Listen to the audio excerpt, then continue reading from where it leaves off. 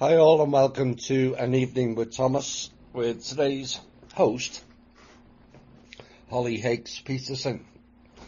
Like I said, she's been with me as an admin for coming up to 6 years in September.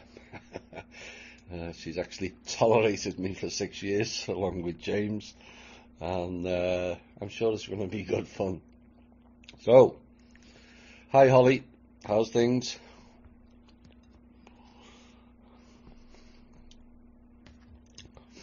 So, did you think when we joined up in I think it was early September, late August, early September, wasn't it? We'd still be here 6 years later.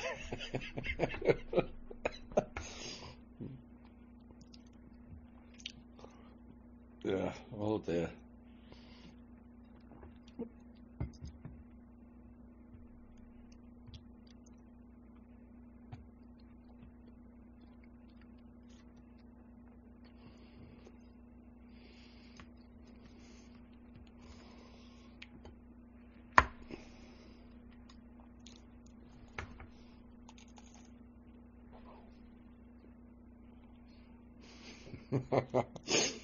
But this is, I think, either the 18th or 19th of these shows, and they've all been different in many ways. And it's a chance for other people to tell their story. I tell mine every week,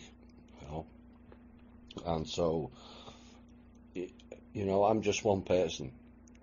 I'm as equal as anybody else. And everyone has their story. This is part of the problem of the alt media, is there's people with stories in their own life, and they're going, oh wow, about blue chickens, and these people meet blue chickens, and these people meet these.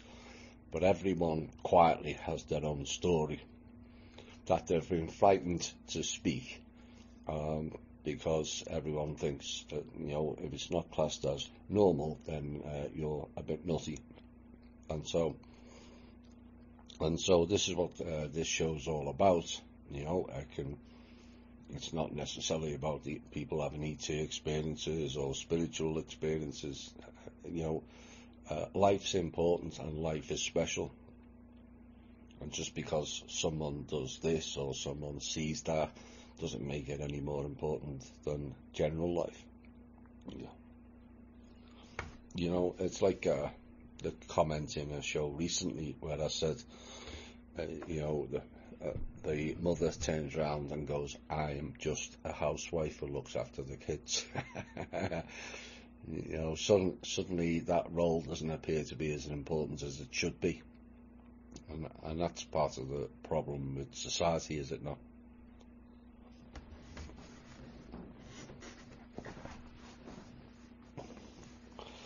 So, we're going to start with your first journey, which was Iowa the first time.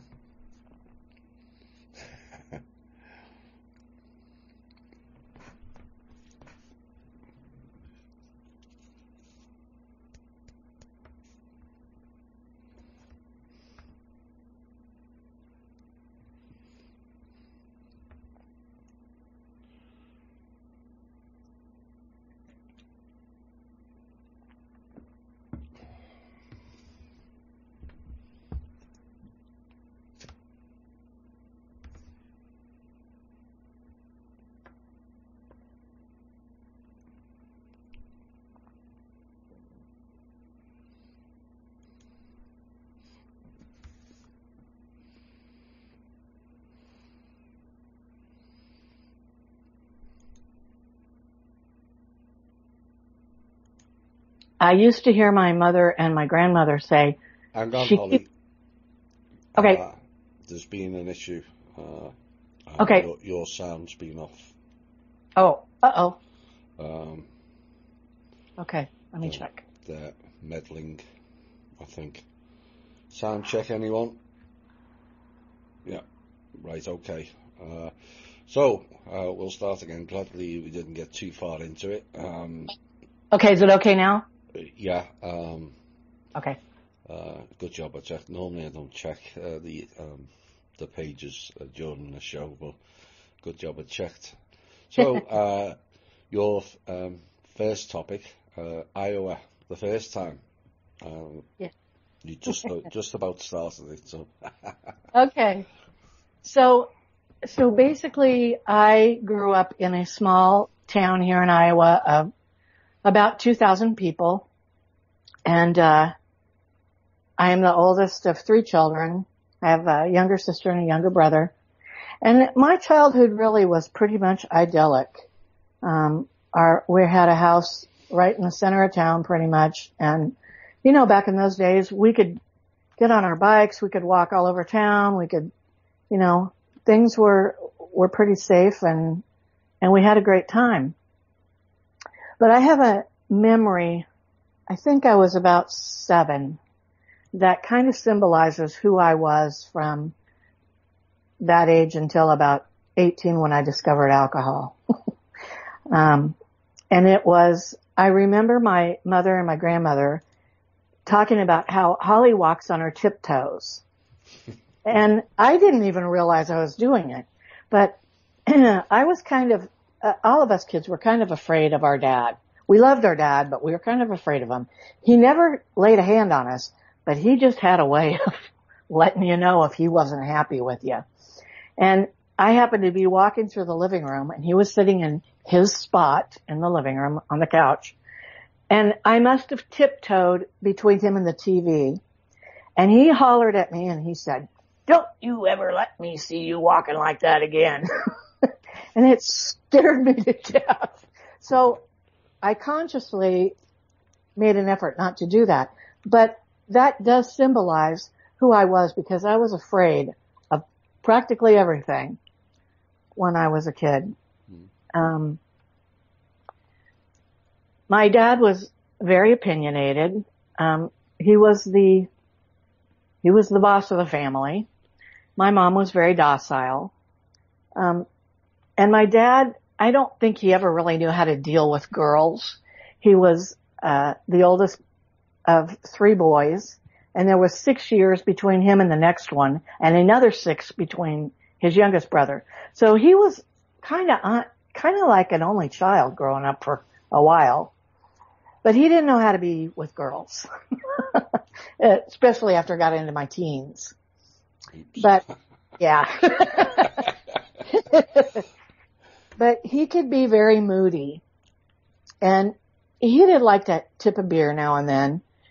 And so us kids used to, when he'd get home from work, we didn't know if he'd come in a bad mood or not. And we'd wait for the time when he got off work. It was usually around 4:30 or 5 o'clock. And if he didn't come home right away, that meant he went to the bar and woohoo, things are good. Because when he drank, he was in a good mood. It was when he didn't drink when he was crabby. Kind of funny, but so my sister and I learned many years later that we had this issue around the 4:30, 5 o'clock time, and we finally figured out why. And after we figured it out, it wasn't as much of a problem.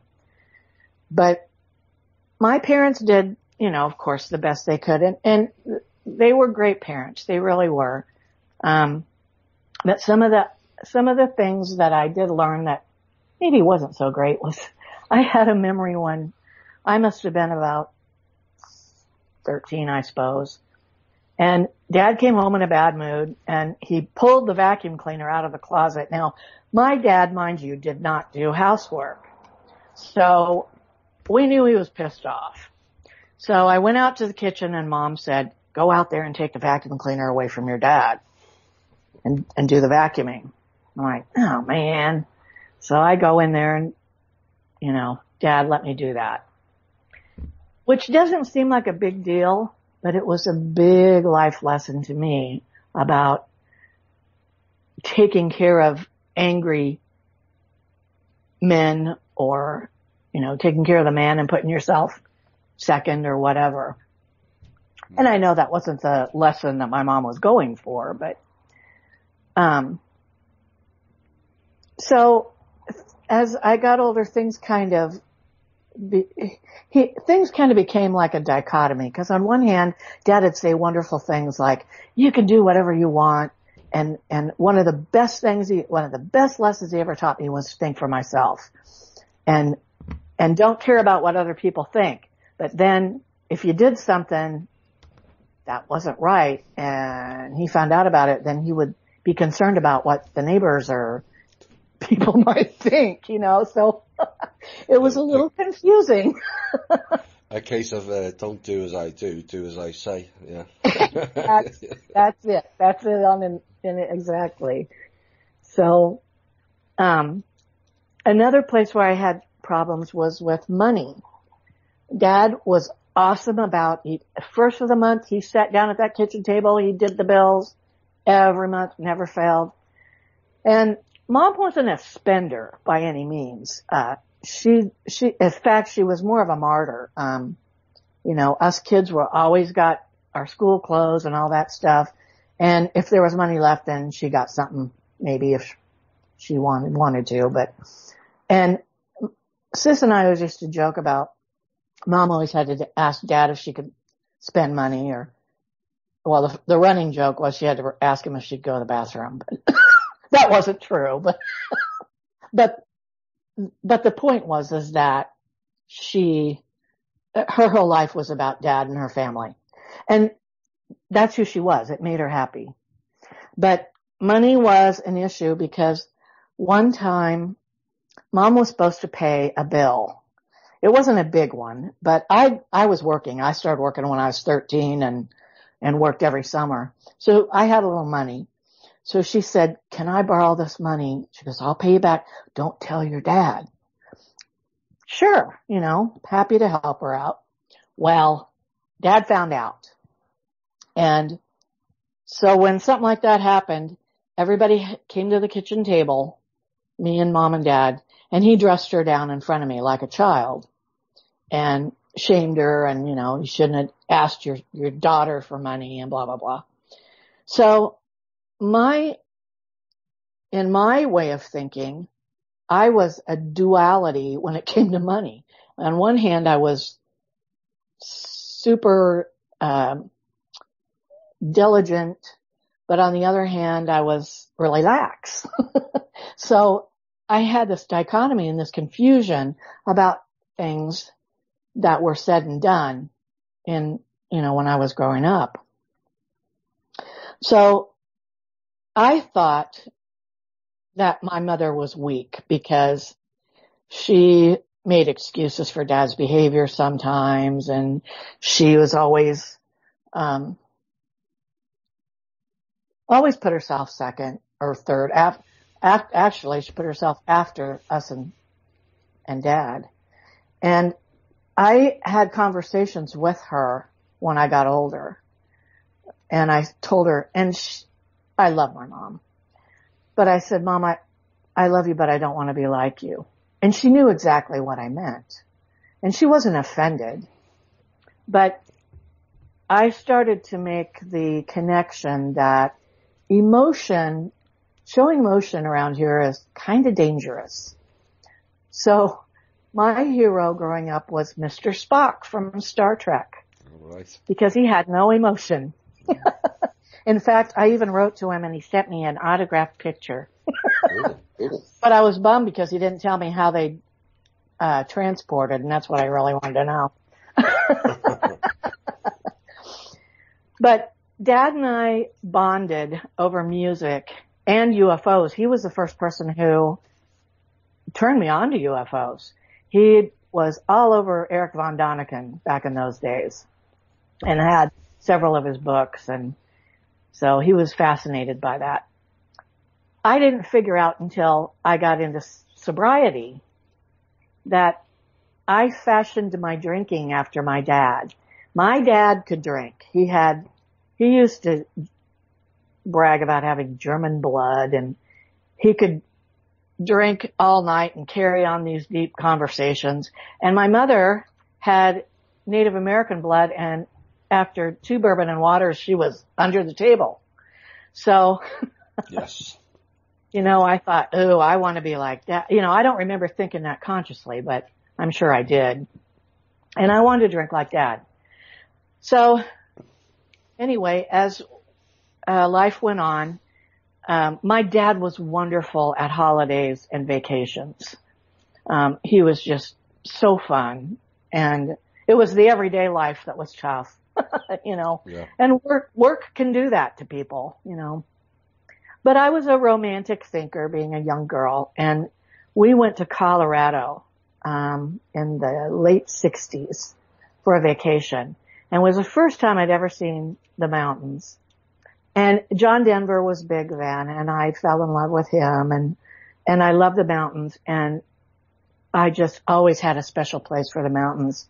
So I remember in high school telling a girlfriend of mine, that's what I'm going to do when I grow up, is I'm going to move to the mountains, and I'm going to move way up there, and I'm only going to come down once a month, and I'm not going to be around people unless I have to be. And she said, oh, you can't, you'll never be able to do that. You know, you need people. And I said, no, I don't.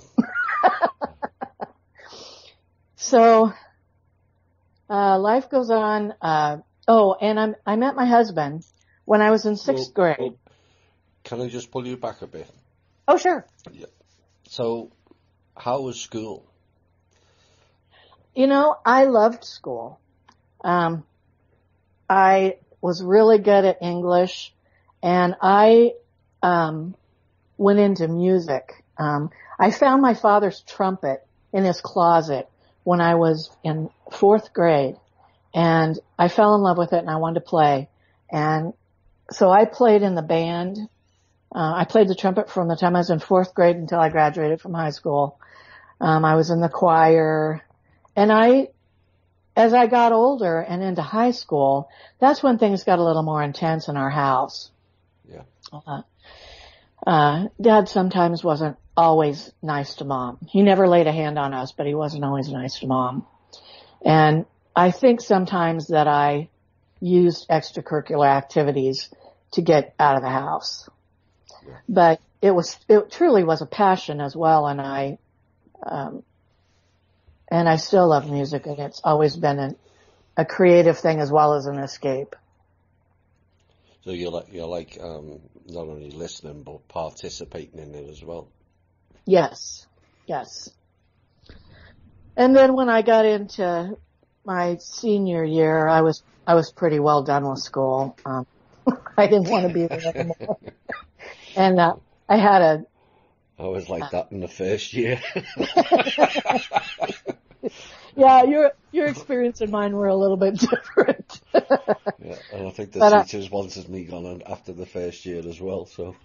Yeah, my senior year didn't turn out as idyllic as I hoped it would, and I think I did get a little bit of an attitude. But all in all, I did enjoy school.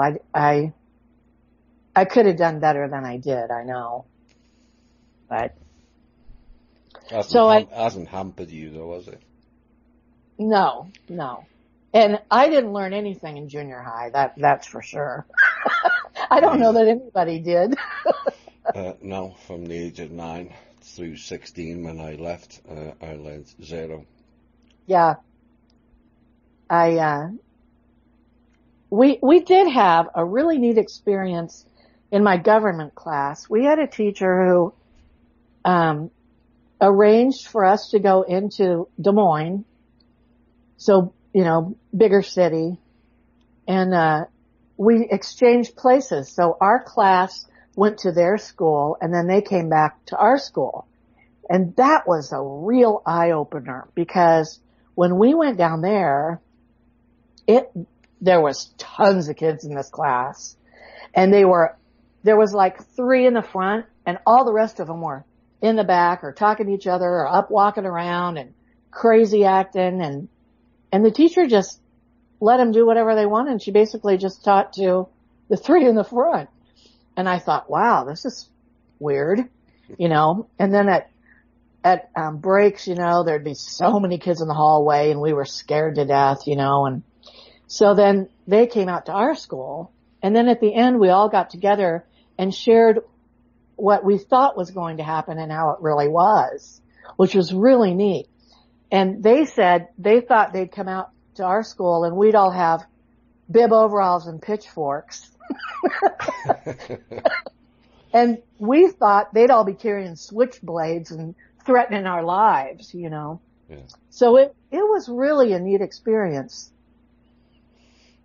Yeah, so we're not as different as people make out, or Yeah. society makes out, and that's part of this problem of the culture. You know, always hear people, oh, they're imposing on our culture. We don't realise culture is just another control program. Right, You know, right. Who decided what is American culture? It certainly wasn't the people. Right. You know, it's the programming. And suddenly, you know, of course, you grew up in America with the commies are coming and all Russians are this and all Russians are that. Oh, yeah. And yet, very few people have actually met any. You know, Right. I remember a person saying to me, I said, well, why don't you come over and see us when I was in Florida?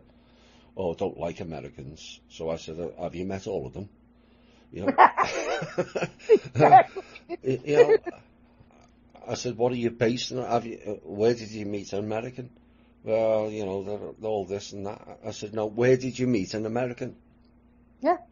You know, Right. and this is part of the problem of society and people in general. Most of their narrative is not based on fact or truth. Yeah. It's Exactly. based on assumption. You know, we've spoke about that with religion.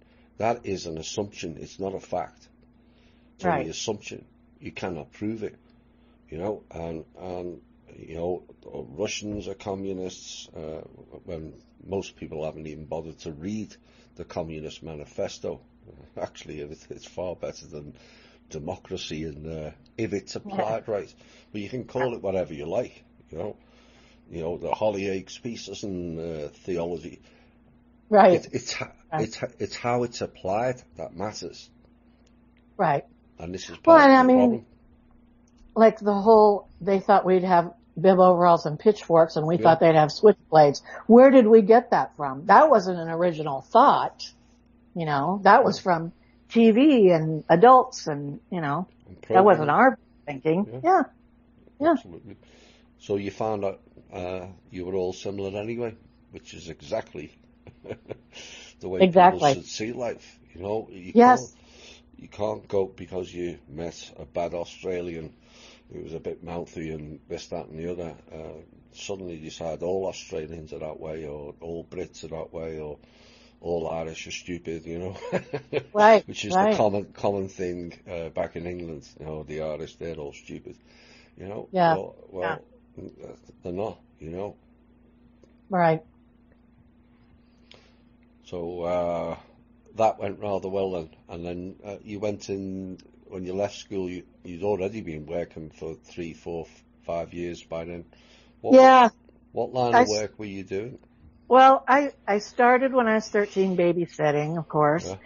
and I worked, detasseling corn and walking beans in the summers. And, I think my very first job was, gosh, I don't remember anymore. Yeah, I think I worked in a retail store for a little bit. Oh, I hated that. Didn't like that at all. Although the perk was you got a discount, you know, for working there on the clothes. So being a young girl, that was, that was okay, but wasn't my thing.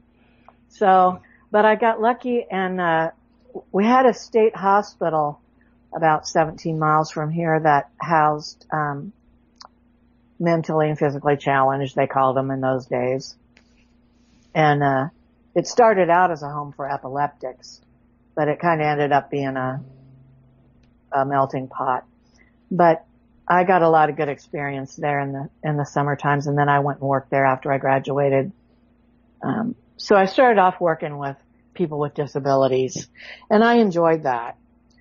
And I did that for a while, and then I went down and worked for a division of Easter Seal in a daycare facility for kids with disabilities, and I liked that enough that I decided to give community college a try, which I did, but I think it was the end of the first semester, I got into a car accident and wrecked my car that I only had for 3 months. It was a red Impala with a black vinyl top, and it had a white interior, and I thought I was hot. You know what? and I wrecked it just right outside of town, and I knocked my front teeth out. And I was more concerned about my car than I was about my teeth. But so I had to get out of school for a while because I didn't have any wheels. Yes. But I knew I'd go. One of the hot rods out of Grease Lightning then. Well, I actually, the first year after I got out of high school, I saved $1,000 that summer, which was pretty darn good back in those days. And I wasn't really into partying yet too much, so I had this $1,000, and my dad loved Jaguars, but I loved Porsches.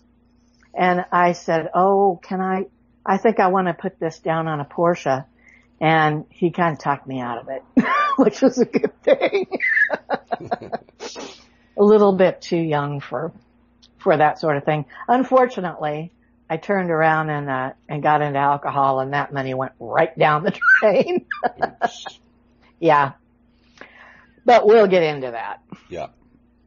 So, I actually met my husband in 6th grade when he moved to our town, and he was standing at the back of the classroom, and he had wire rimmed glasses on, and he had blonde hair, and he looked just like John Denver, I thought. And I'm like, oh man, he's cute.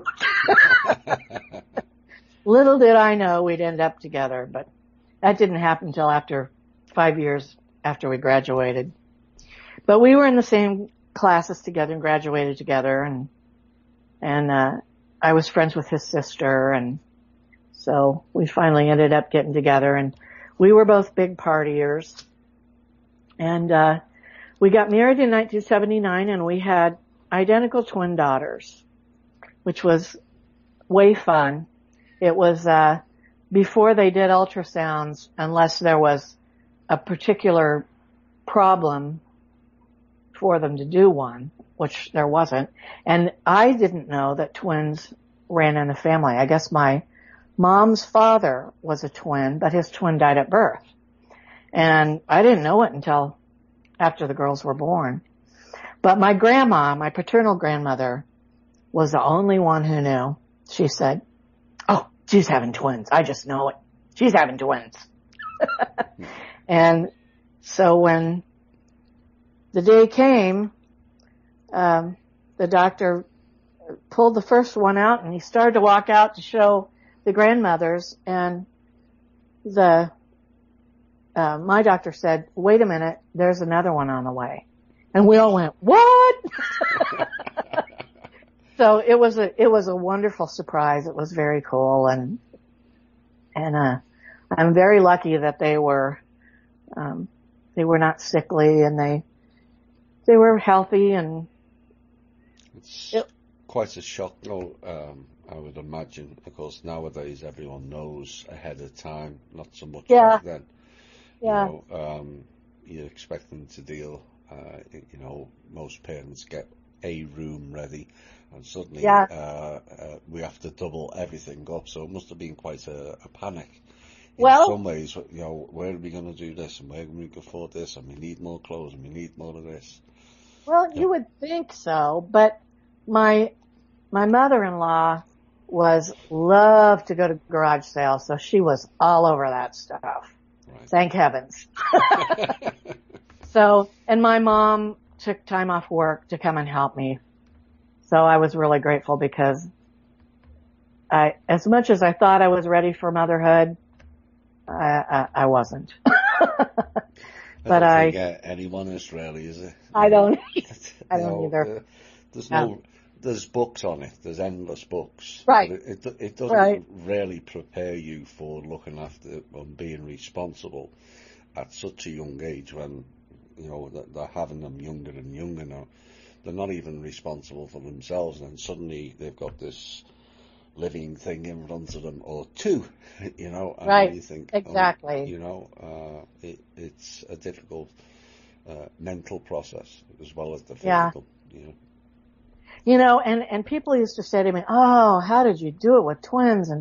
But, you know, you have to do for one, so you do for two.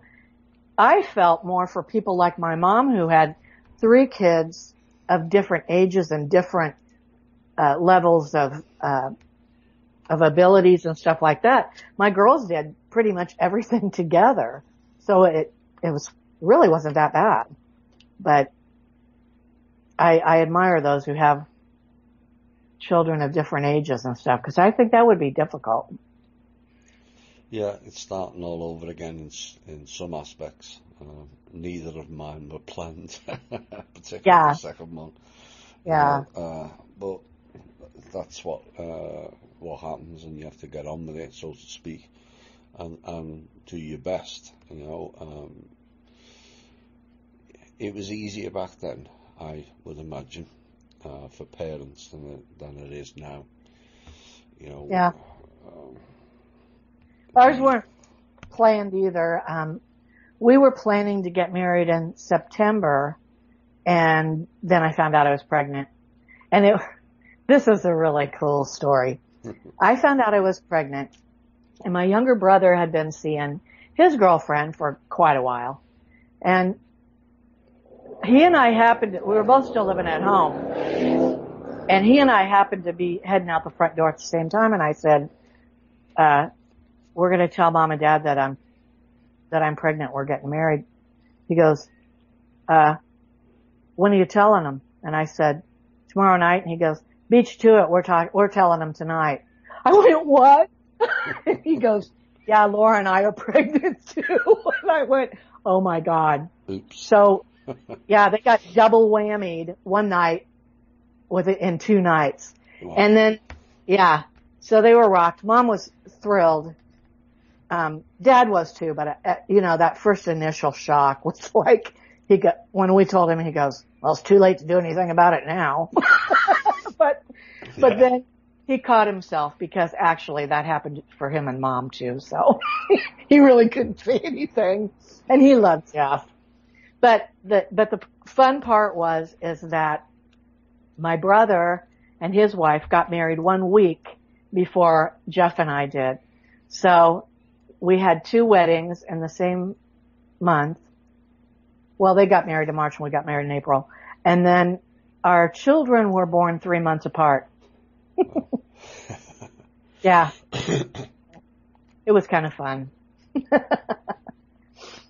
Yes, so there's endless parties and endless expenditures for a year with weddings and children on the way, so.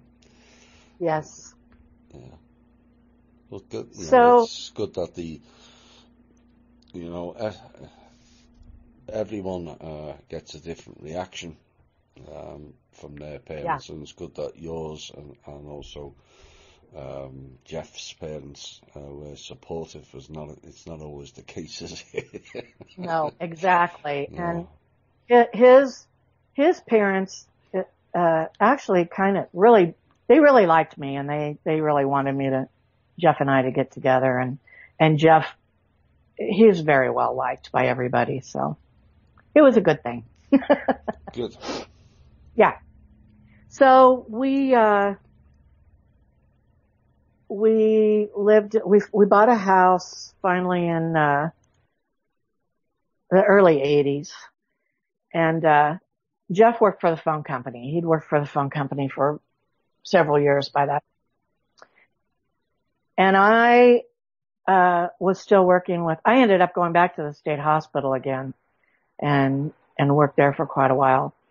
But we were young and we were stupid and we were partying a lot. And we thought everything was fine until about 1982, when Jeff's dad started getting ill. It was a quick illness, and his dad was a big man, not fat big, but a big guy. very, very well loved. But he was an alcoholic, and I'd never met an alcoholic like him. He had friends everywhere. He was really nice. But he just drank a fifth of whiskey a day. Yeah, he was a functioning alcoholic and worked for the phone company, never called in with a hangover. You just didn't do that, you know. He would get off work and pop that bottle open, and I loved the man. I only got to be around him for about 5 years before he passed. And that was a big shock. And, at that time, right before his dad passed, Jeff fell off of a ladder at work and broke both of his feet. So he was in a wheelchair for his dad's funeral. And it was the combination, I think, of that and the shock of his dad, who, you know, you always think your parents are going to be around forever. And yeah. He was very, very close. They both worked, you know, for the phone company, and they hung out a lot together. So things began to kind of spiral with the party and on both of our parts. But more so for Jeff, I think, because he was trying to deal with that and then dealing with, you know, having surgery on both of his feet and blah, blah, blah. So it was about a year later, I think, Jeff's paternal grandmother suggested that we go on vacation. So we took our first vacation. God, it was, if I really should have watched Chevy Chase's movie Vacation before we went, I might have gotten a hint. Because it was a journey, not a vacation. No, it was fun, but it was one thing after the other, and we were stupid. I'd never been camping before, and Jeff said, well, you better bring some long underwear because we're going to camp in the mountains and it's probably going to be cold. And I said, no big deal. Well, it snowed in June in the mountains, and I was freezing my butt off. I mean, it was just one thing after car trouble, and it was something all the time, but it was still fun. We were young. But the point of that all was that Jeff had never seen the mountains before, so he got to see the mountains, and he fell in love with them too. So from then on, every year we went on vacation. Took the girls and took off and went on vacation out west somewhere. And so we used to fantasize about, wow, wouldn't it be cool, you know, if someday we could move to the mountains.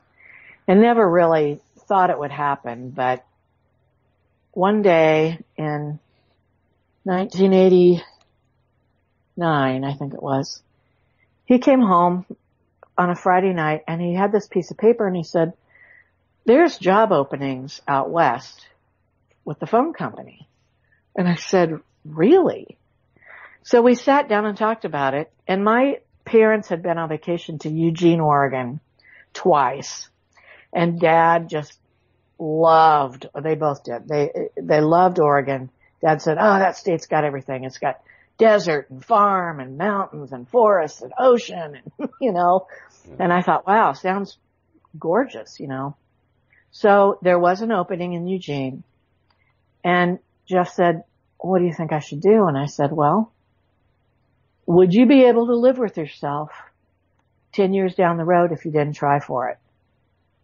And he thought about it, and he tried for it, and he went out and interviewed, and they hired him. So we were on the edge of a major change in our lives. I turned 34 on the road out there. So I lived here in this little town all my life. But my dad and my mom were so wonderful. I know it was hard for Mom and for Dad too, but he was so encouraging, and he said, we're just grateful that you were here as long as you were. You know, of course we're going to come visit you, but you got to do what you think is best. And I loved him for that, you know, because it was hard enough.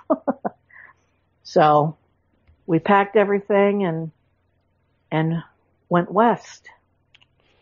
Well, this will lead us nicely into a music break. Can you tell us why you picked these two songs? First, The Eagle and the Hawk. The Eagle and the Hawk I picked because it's my favorite John Denver song, and I love hawks. Hawks always call to me, so it's very symbolic of the mountains and our journey, and out in the country. I think you'll get this. I think you'll get it when you hear it. Right, we'll be back shortly with more from Holly Haigspearson. Here's John Denver.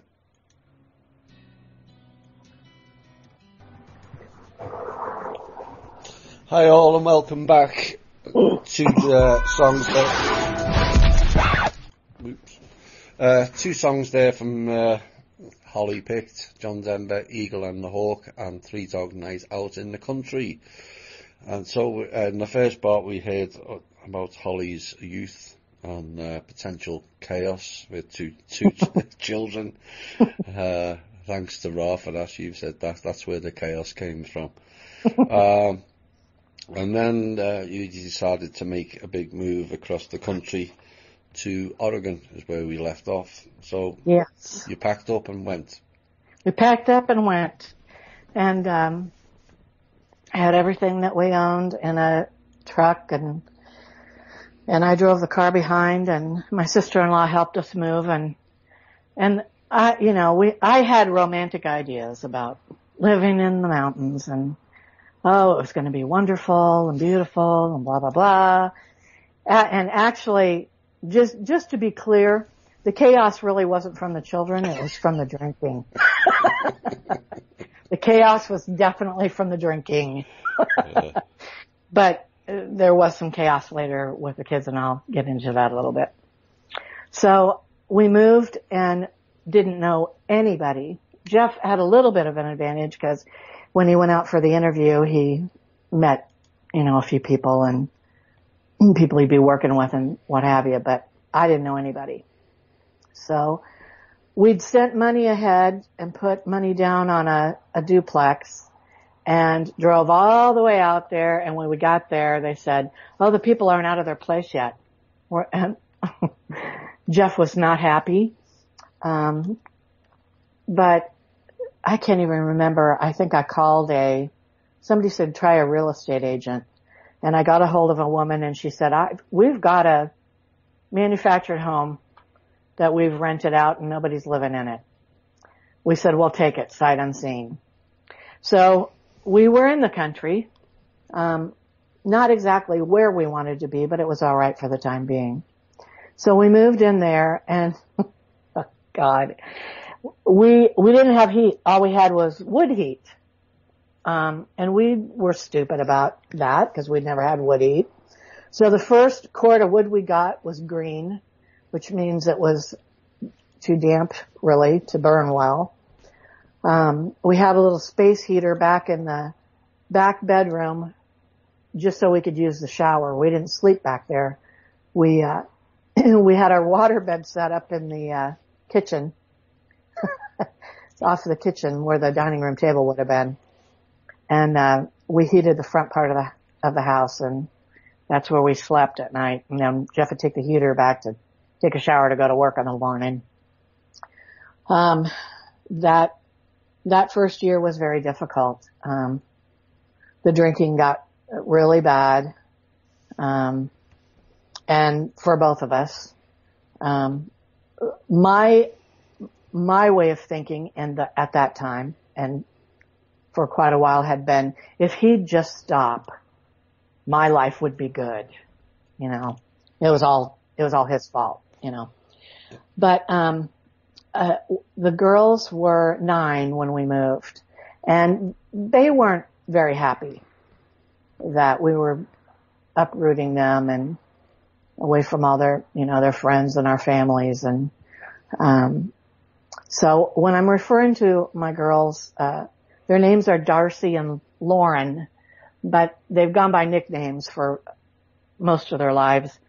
Darcy was DJ, and then we started calling her Deej. And Lauren went by Lulu. Right. So you'll know who I'm talking about.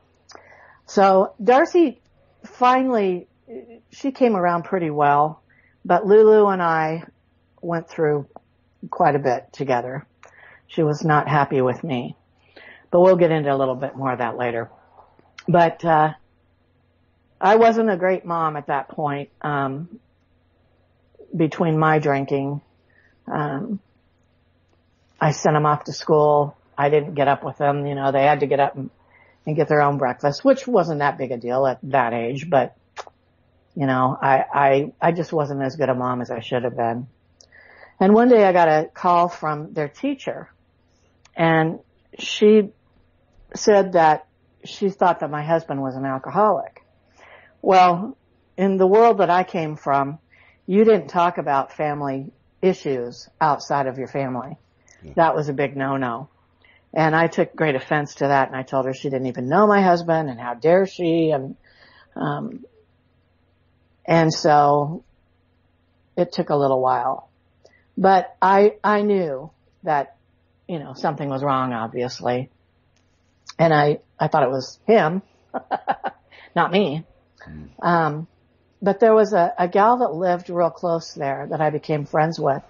And she talked to me about Al-Anon, which was a 12-step program for people who had family members or loved ones who were alcoholics.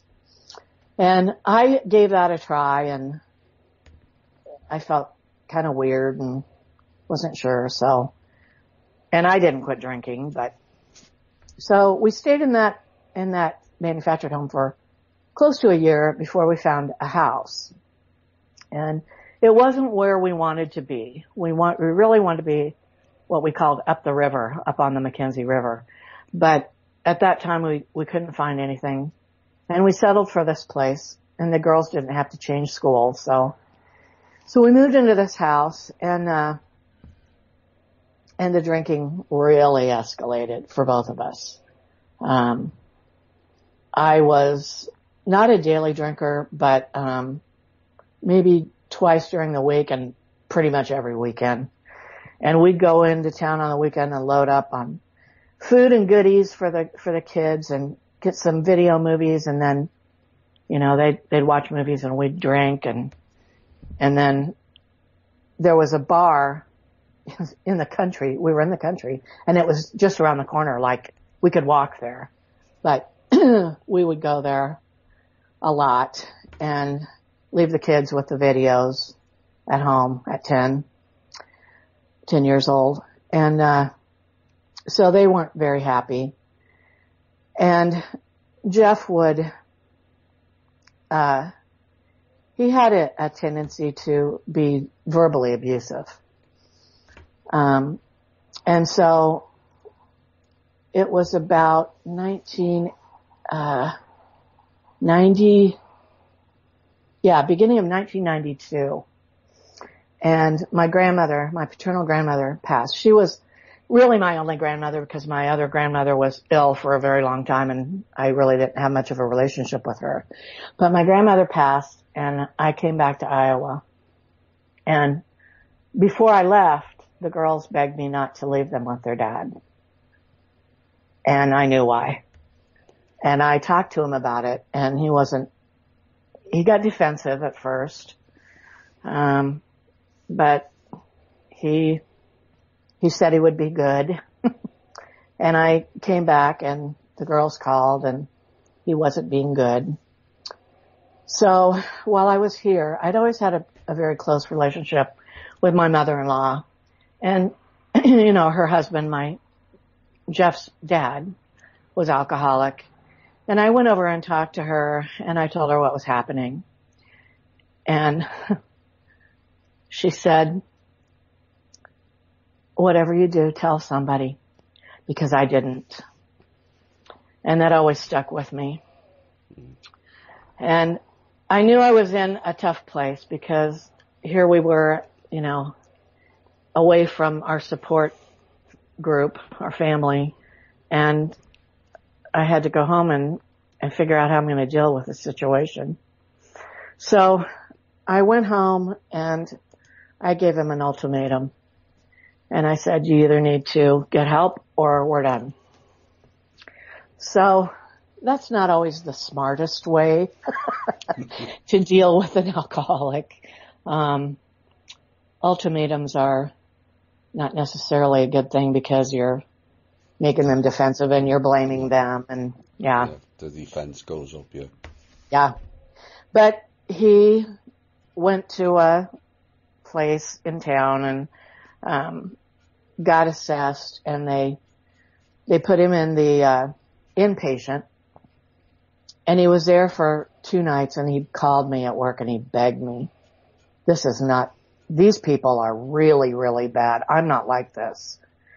And I knew that, but I was so desperate. I just wanted him to quit. And so I went down and met with him and the doctor, and he had an attitude. Jeff had an attitude by then, and he said, I'm never going to quit drinking. And I said, well, then we're done. And I walked out, and he chased me out the door and begged me. And so he tried a different place that did outpatient, which was really more appropriate, I found out later. But the funny thing is that while he was in this outpatient treatment, my mother-in-law and my brother-in-law came to visit. And my brother-in-law and Jeff took off into town one day. And I figured, trouble on the way. And Jeff got a DUI that day while he was in outpatient treatment. Oops. And I thought, And so he knew. I mean, that got through to him. He realized, okay, yeah, I do have a problem. So for a while it was, he was fine, but he was saying, well, you have a problem too. And I said, well, no, I don't, because I got a DUI back in 1981, and they just said that I made a mistaken judgment. And so I used that as my excuse. The crutch to lean on. Yeah. The defense for me, it's all you. It's all you. It's not me. Well, he had to go to Alcoholics Anonymous meetings. And so I went with him for support. And I have to say that my first AA meeting, I felt more at home there than any bar I'd ever been in, which I always thought was like home, away from home. And there were lots of women there, and they were really cool. I liked them. And I started to give some serious thought to, hey, maybe this is what I need. So I started going to AA meetings. He went as long as he had to for the treatment and to get out. And then he didn't really like AA. I, on the other hand, found for the first time in my life some kind of direction. I realized that AA is a program. And I will say this. I walked on the edge and in and out of a lot of programs in my life. But I have to say that because my dad taught me to think for myself, I always ended up finding the truth and walked away from it at some point. But AA was the beginning of my life. I had a plan for my life. I realized that when I got sober, I never did anything at the same time every day, ever. I had no structure in my life. And it gave me structure, and it gave me support. And so I submerged myself into AA, and it helped me tremendously. I remember the first 3 months of not drinking. I cried every single day, and I was so afraid that what if I don't have a thought of my own? What if I don't have an opinion? Or I'm too afraid to say my opinion. That was the bigger deal. But I worked through the steps, and I made friends with these women and men, and it was a huge blessing in my life.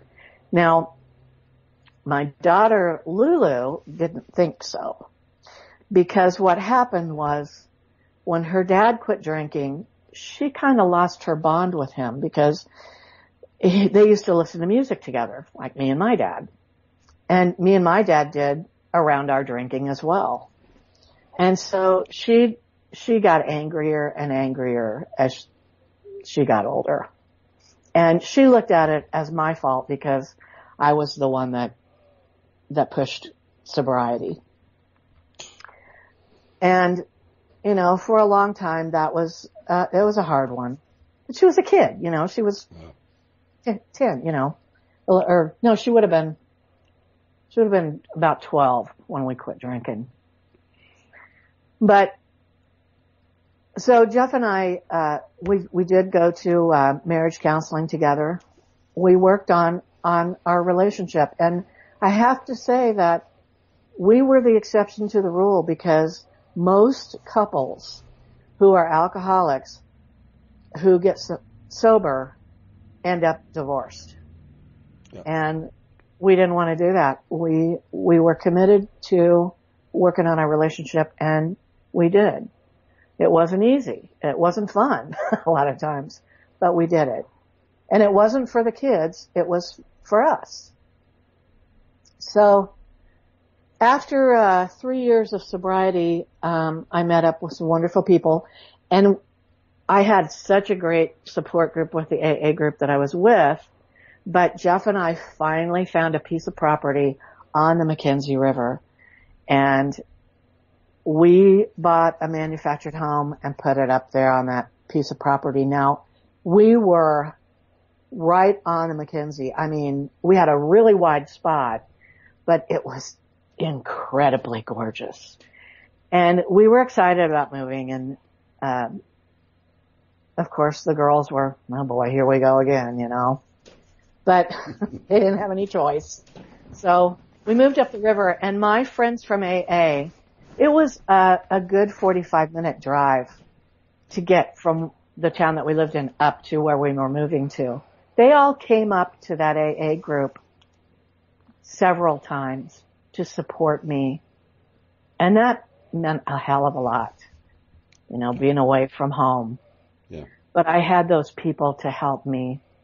And so we moved up the river, and where we lived, there was a herd of elk that crossed the river right at our house. Yeah. Often. We saw bears, we saw coyotes, eagles, osprey, beavers. It was just an incredible place.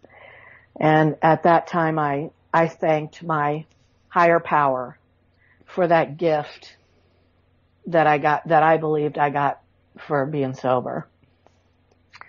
So it's a case of, in essence, nature overcome the illness or disease, to put it bluntly, of what was going on prior, and suddenly the beauty of life returns, you know. Yes. And it's not at the bottom of a bottle. It never was and never will be. Exactly. You know? Exactly. And I didn't know how to live at first without it, but you know, again, thank heavens I got into AA because these women had been through it and they showed me how to do it. And I remember thinking, well, you know, what am I going to do now? So I went back to when I was a kid. What did I like when I was a kid? Because I wasn't drinking then. Yeah. And the first thing I remembered was I loved to collect rocks. So I was in a great place to collect rocks, so that's what I started doing. And it just, you know, things just built from there. And I worked on my self-esteem, and I worked on boundary setting, and I worked on all kinds of things. And so the girls went to a little school up the river, even smaller than the one that they had been in. And I started working there as an intern. There was a grant for at-risk kids, and both of our kids were in it. And that's kind of where I got my love of, I was always attracted to why people behave the way they do. And I'd always had people come and ask me for advice and stuff like that. And, it started coming back to me.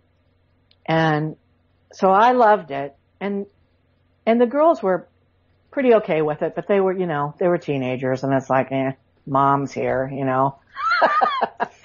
which I could relate to because my mother was a secretary at my school for 17 years. So I kind of knew how that was, but I was way more involved in their life probably than they really wanted me to be, because I was there at the school and I saw what was going on. But so I had a wonderful mentor, and I had some mentors in my in AA, and they encouraged me to go back to school. So I ended up going back to school at 21 and went through the drug and alcohol addiction counseling program. It was a 2-year program that I went through, and I got a certificate so that I could be an alcohol and drug addictions counselor. So, I did the alcohol and drug counseling for, I don't know, a couple of years, and, I loved working with the clients, but I hated the job. And the reason why is because it became really apparent that it was all about money, and the paperwork was ridiculous. And we had typewriters, not computers. Yeah. And it was a headache. But the experience I got, not only for a career, but on a personal level as well, was incredible. I learned right off the bat that you can lead an alcoholic to water, but you can't make him drink it. Yeah. And that was probably one of the best lessons, because it transferred into other areas of my life.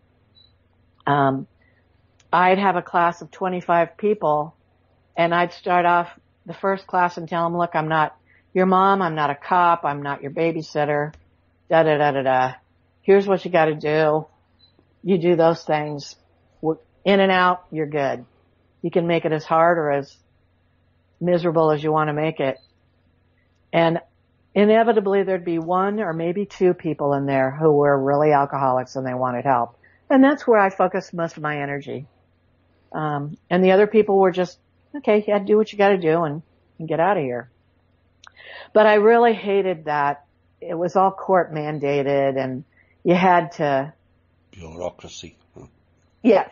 And you had a certain set of guidelines under a certain model that you had to, follow. And I hated that, because I always knew we all have our own answers. You can't put 25 people in this room and go, okay, you guys all have to do this way, and because it doesn't work for everybody. And yet they tell us, we have to tailor their plans to individuals. But everything else is standardized. Yeah. Yeah. But here's the dichotomy again, okay? Do as I say, not as I do. And it's, So I ended up leaving that job because it was ridiculous. The bureaucracy and I really felt like I wasn't helping. And even though you can force some people into recovery, and those very few people will go, oh, okay, yeah, I need to be here. Most of them don't. And, Because, is it not the case, you'll know this better than I, having worked in that field, is it not the case that the only ones that do want real help, and they're not just turning up because they've been told to do so, is that they are goal-oriented? There has to be an agenda behind it. They're going to lose their partner, or they're going to lose this, or they're going to lose that. It's always not always the case that it's, well, I need to sort my life out. It's always another excuse. Is that what you found? I would say not with alcoholic and drug addicts, but with gambling counselors or clients, yes. The reason why, I think, is because of the mandated by the court. when they're forced to go, they're just angry and they're not going to take responsibility. They're not going to do the inner work, unless they've been in there before. And most of the true alcoholics that I worked with in there, this wasn't their first time. You know, it was like their third or fourth time, and they're like, okay, yeah. I get it.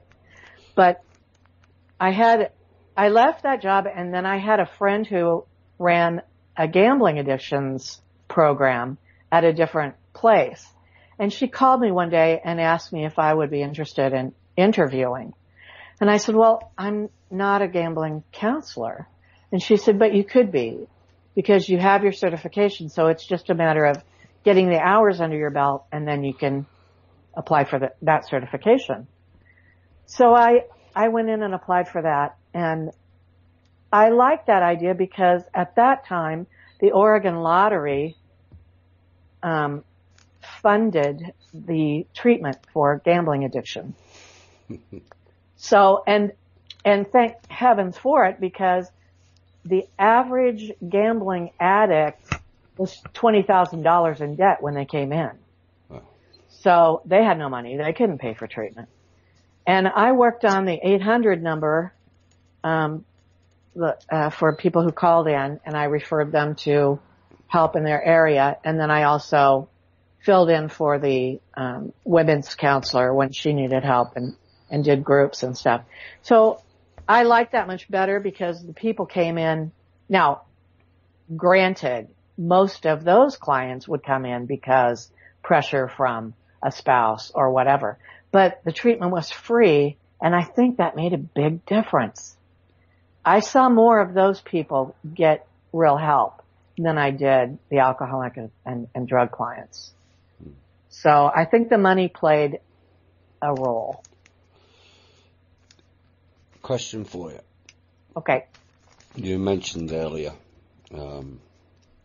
about the alcoholism, and then suddenly you went into a place of nature and you felt you were living.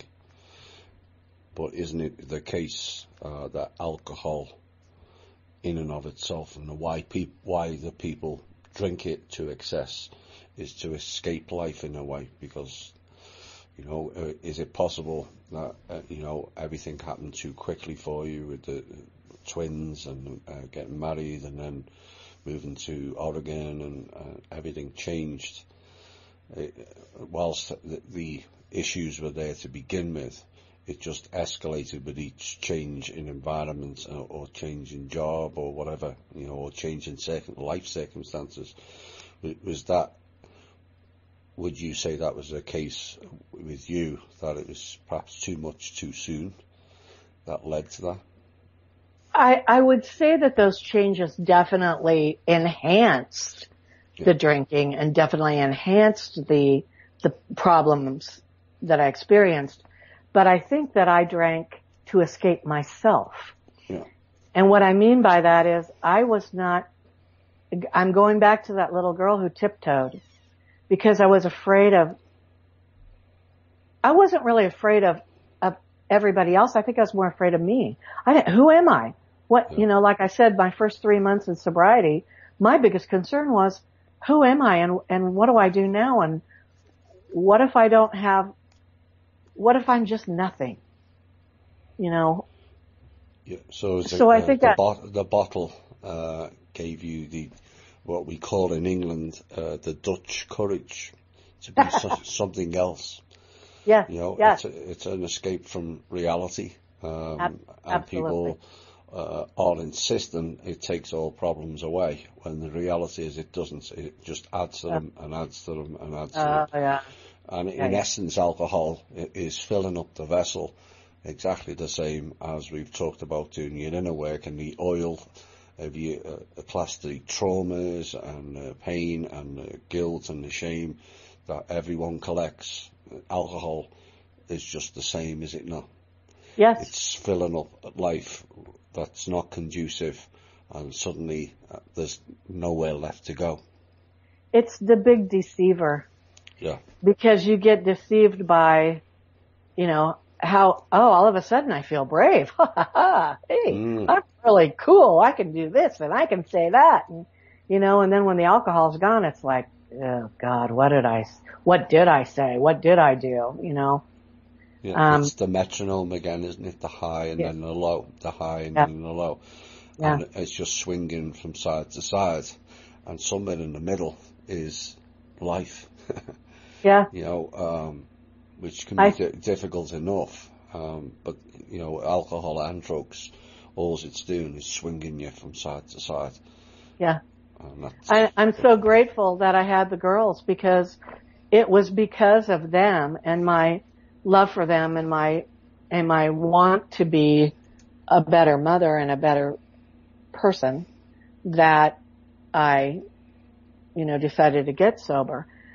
And I'm also grateful that I had music and nature, because those things I could trace back to when I was a child, before alcohol came into my life. So I did have some foundation to connect with my inner self. I just didn't realize it at the time for a while, until I started working through the steps and everything. But you won't, as a message to other listeners, you won't find life in the bottom of a bottle, will you? Not at all. No. No.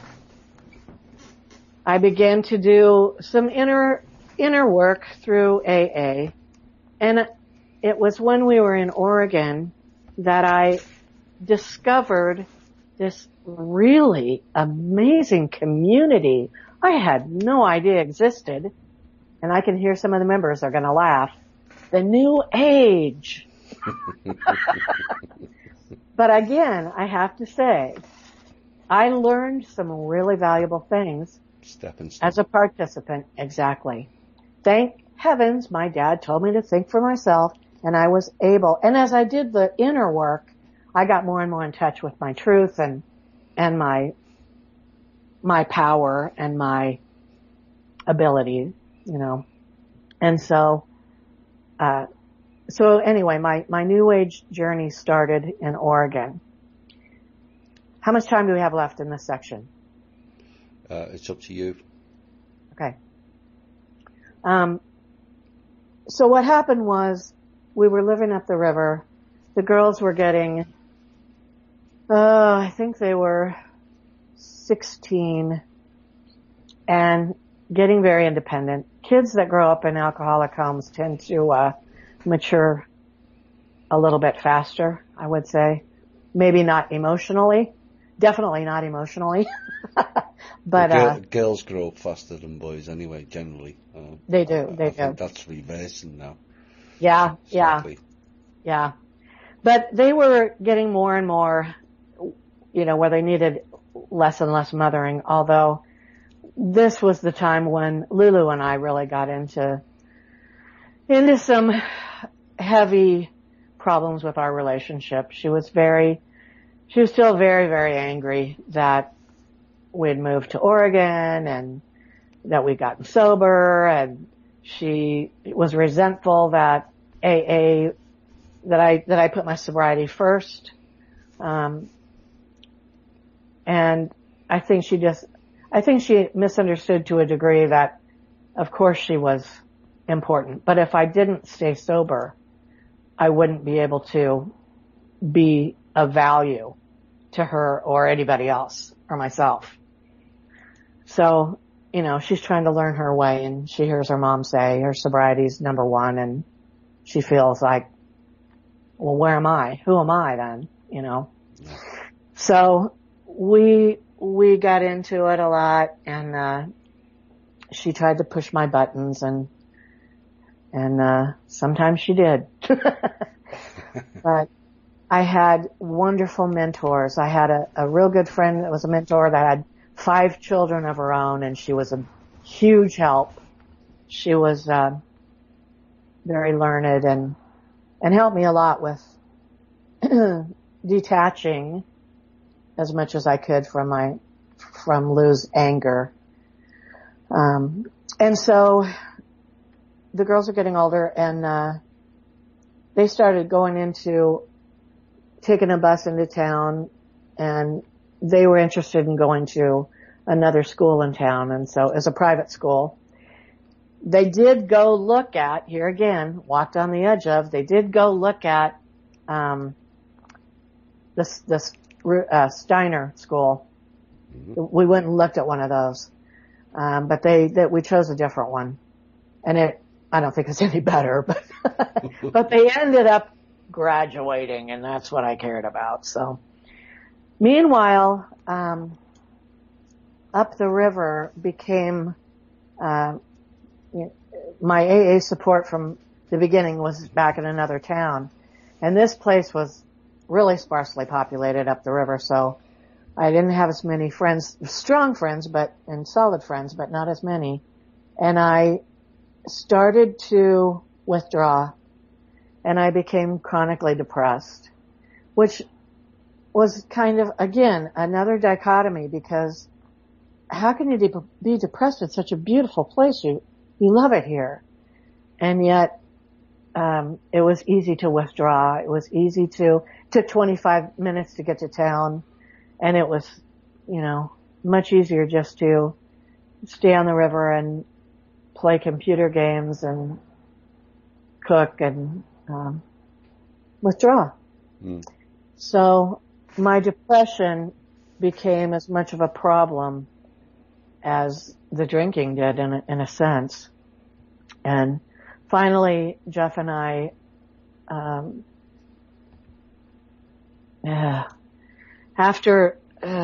not even going to go there. Finally, we decided we needed to move and move closer to people and to town. So we did that. The girls were out of the house by then. So we moved to another town where I had some friends that were closer, and it took 10 minutes to get to the store instead of 25. And that was, excuse me, that was fine for about 3 years. And then during that time, the depression wasn't as bad, but it was still there. And I had an AA sponsor for 10 years. Incredible woman. But we got to a place where we had a falling out. And she used to tell me, Holly, you need to be a leader. And I'd say, I don't want to be a leader. You do a great job of being a leader. Thank you very much. I don't want to do that. I don't want to be a leader. And so we ended up having a falling out about my not stepping up the way that she thought I should. Hmm. And maybe I should have. I don't know. But the best leaders are the ones who are reluctant to do it. I know. And, of course, we've had issues with that recently. A lot of it's subconsciously or consciously, in some cases, people want to be the leader because of their own insecurity, or they're not comfortable in their own skin, and then they try to mask that by, I'm the leader, I say what goes, and so then it becomes a defense mechanism. Absolutely. So, because they are the leader, they think that they're in control, but they're not even in control of themselves, but they're just frightened of other people controlling them. Yeah. And this is part of the problem. I've said all along, I've kind of recognised as a leader, but a reluctant one. Right. I was looked up to when I was in school with my peers. They always saw me as the Pied Piper, as such. Marching them into trouble more times than not. And it's the same in Cosmic Voice. People wanted me to step up, but it was Drake's show, and I tried that. I tried everything to keep Drake as the centerpiece of the show, particularly over the last 2 years. Not so much the first year when I was getting my feet under the table. Right. And the same thing happened with the group behind Cosmic Voice, known as the ET group. You know, it was the same as that. People were pushing me forward. And, you know, I was quite happy who was leading that group, until, and it's the same now, being with Kim, you know, I'm quite happy to play in the background, as long as the front person is doing the right thing. If the front person's not doing the right thing, then I step in, which is what happened in Cosmic Voice, which didn't go down too well. so, you know, leaders operate in different ways, you know, and a lot of it is based on ego and an imbalance of ego. I want to be the leader. Well, those people are not real leaders. If you have to ask or demand that you're the leader, you're not a real leader. You haven't developed enough of yourself. The real leaders are the ones that get pushed by others. They see them as I won't say the ultimate, but the one to take that group forward, whichever that group is.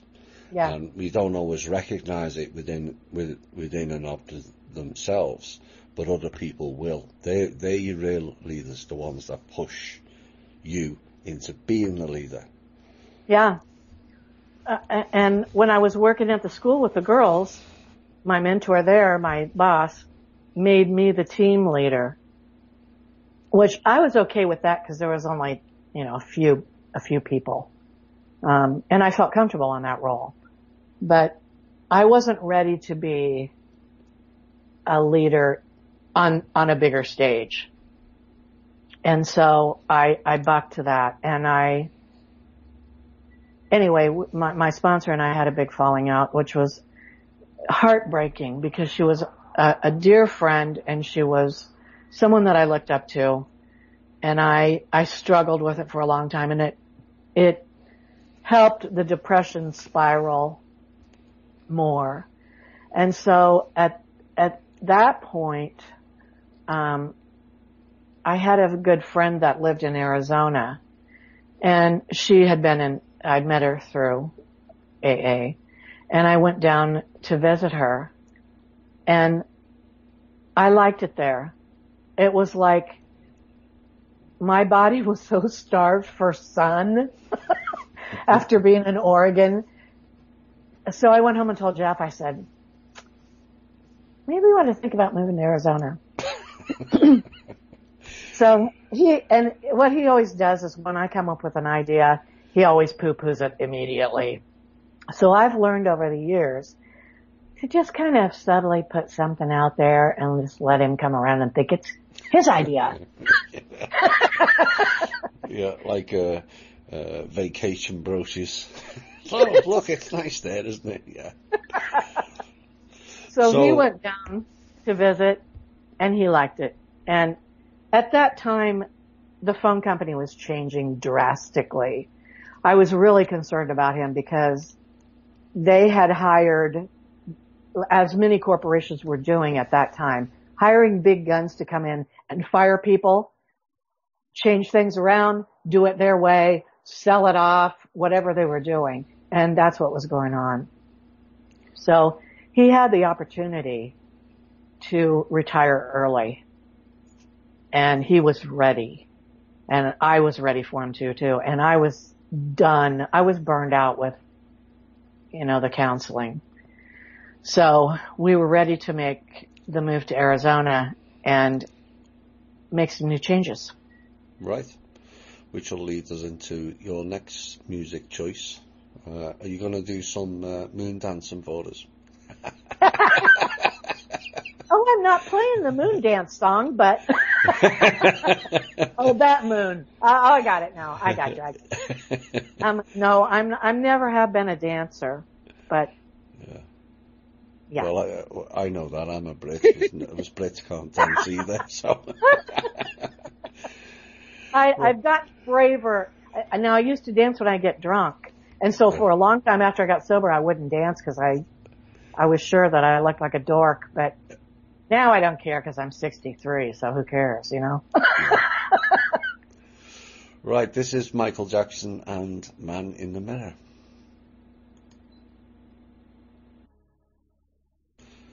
That was Michael Jackson, Man in the Mirror, with the probably the ultimate song in the shadow and inner work.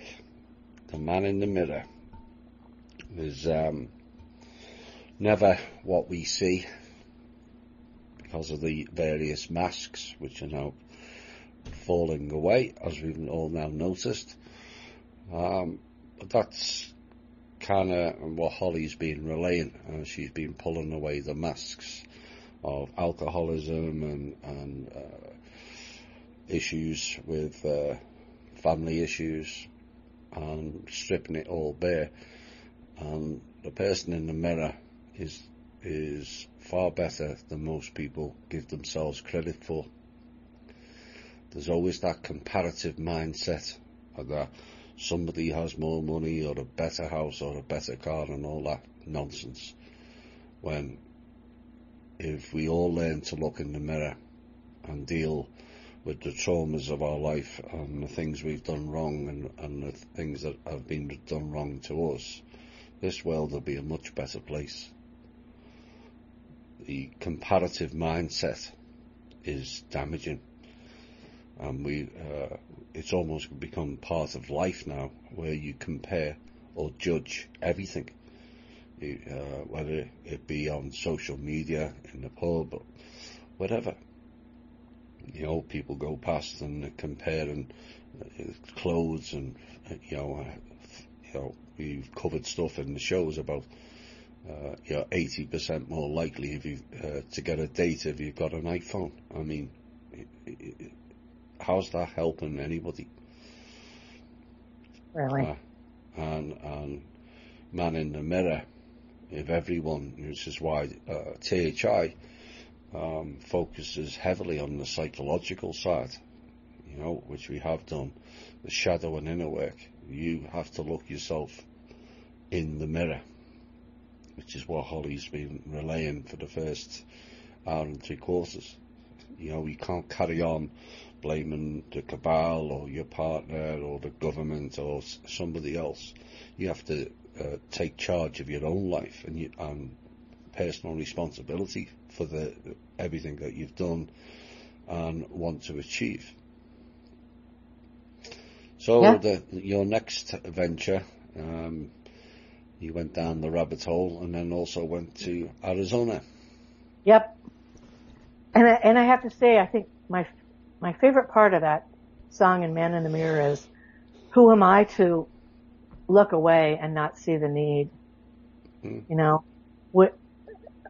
It's like you've said so many times in the shows, because it happens somewhere else, then we just turn our head and look away, and, it doesn't affect me. No. It's time to put a stop to that. Oh, yeah. So what Jeff and I thought was we would move to Arizona and we would go back to school. He wanted to be a massage therapist. But then after we got down there, we were talking and he goes, well, what do you want to do? And I said, well, I was kind of thinking about being a paralegal because they make pretty good money and I think I'd be good at that. And he goes, well, I was kind of thinking about being a surgical technician and they make good money and it'd be interesting. And so we went looking for schools and we found a school that taught both things. So we enrolled and we were both getting straight A's. We're 50 years old and going back to school again. And I'm getting ahead of myself. Let me back up. That's okay. So when we get down to Arizona, before I started going to school, I started going to an AA group down there. And I just didn't feel comfortable. And I would go home and ask myself, why is this? I've been in AA for 11 years. I've always loved it. What's going on? And I hadn't gone to AA in the last year when we were in Oregon because of my sponsor. It was her group, so to speak. Not really, but it kind of was. And I wasn't comfortable going there anymore. So I kept asking myself, what's going on? So so Jeff and I go to this school and we enroll. And after about 4 months, he came home one day and he goes, he was telling me about this arrogant little teacher that he had, and he said, I almost reached across the table and grabbed him by the neck. And I said, but you didn't, right? And he goes, no. And I said, okay. And he goes, would you be upset if I quit the school? And I said, absolutely not. I could see that it was stressing him out. And he goes, well, you're not going to quit, are you? And I go, oh, hell no. So I keep going, and I go back. I'm still going for about another month.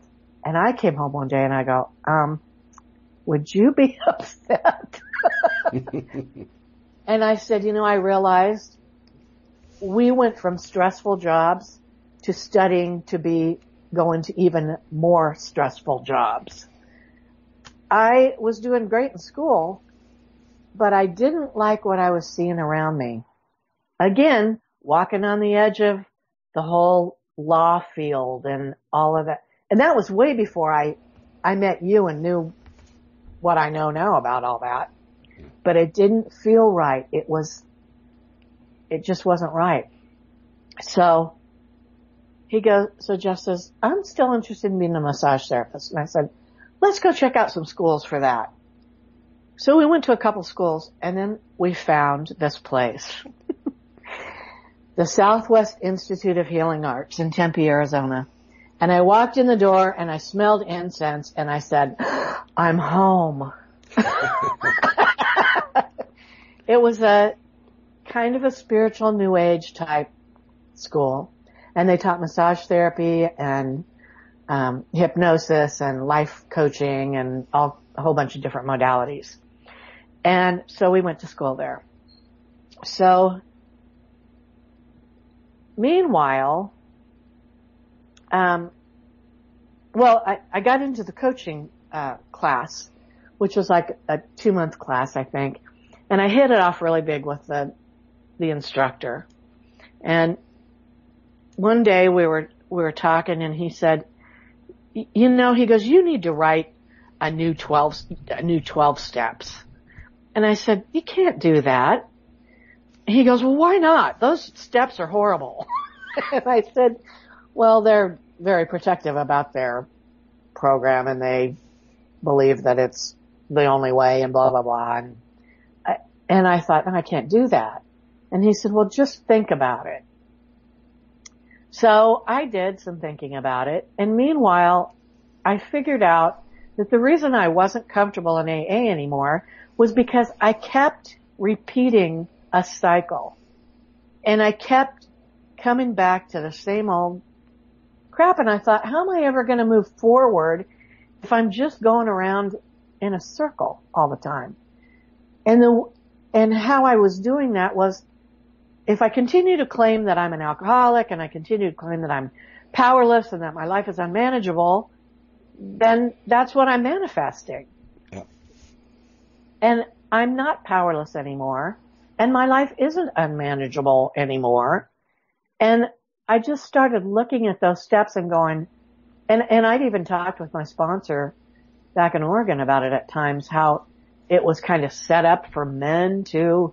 God was referred to as he, which set women up who had rape issues, to a whole nother set of problems, giving your power away to a male figure. And there were just too many things that just didn't set with me anymore. And I saw my life taking a different turn. I was at a crossroads. And so it was time to leave AA. And I got into the New Age thing more. And I did decide to write that book. Good.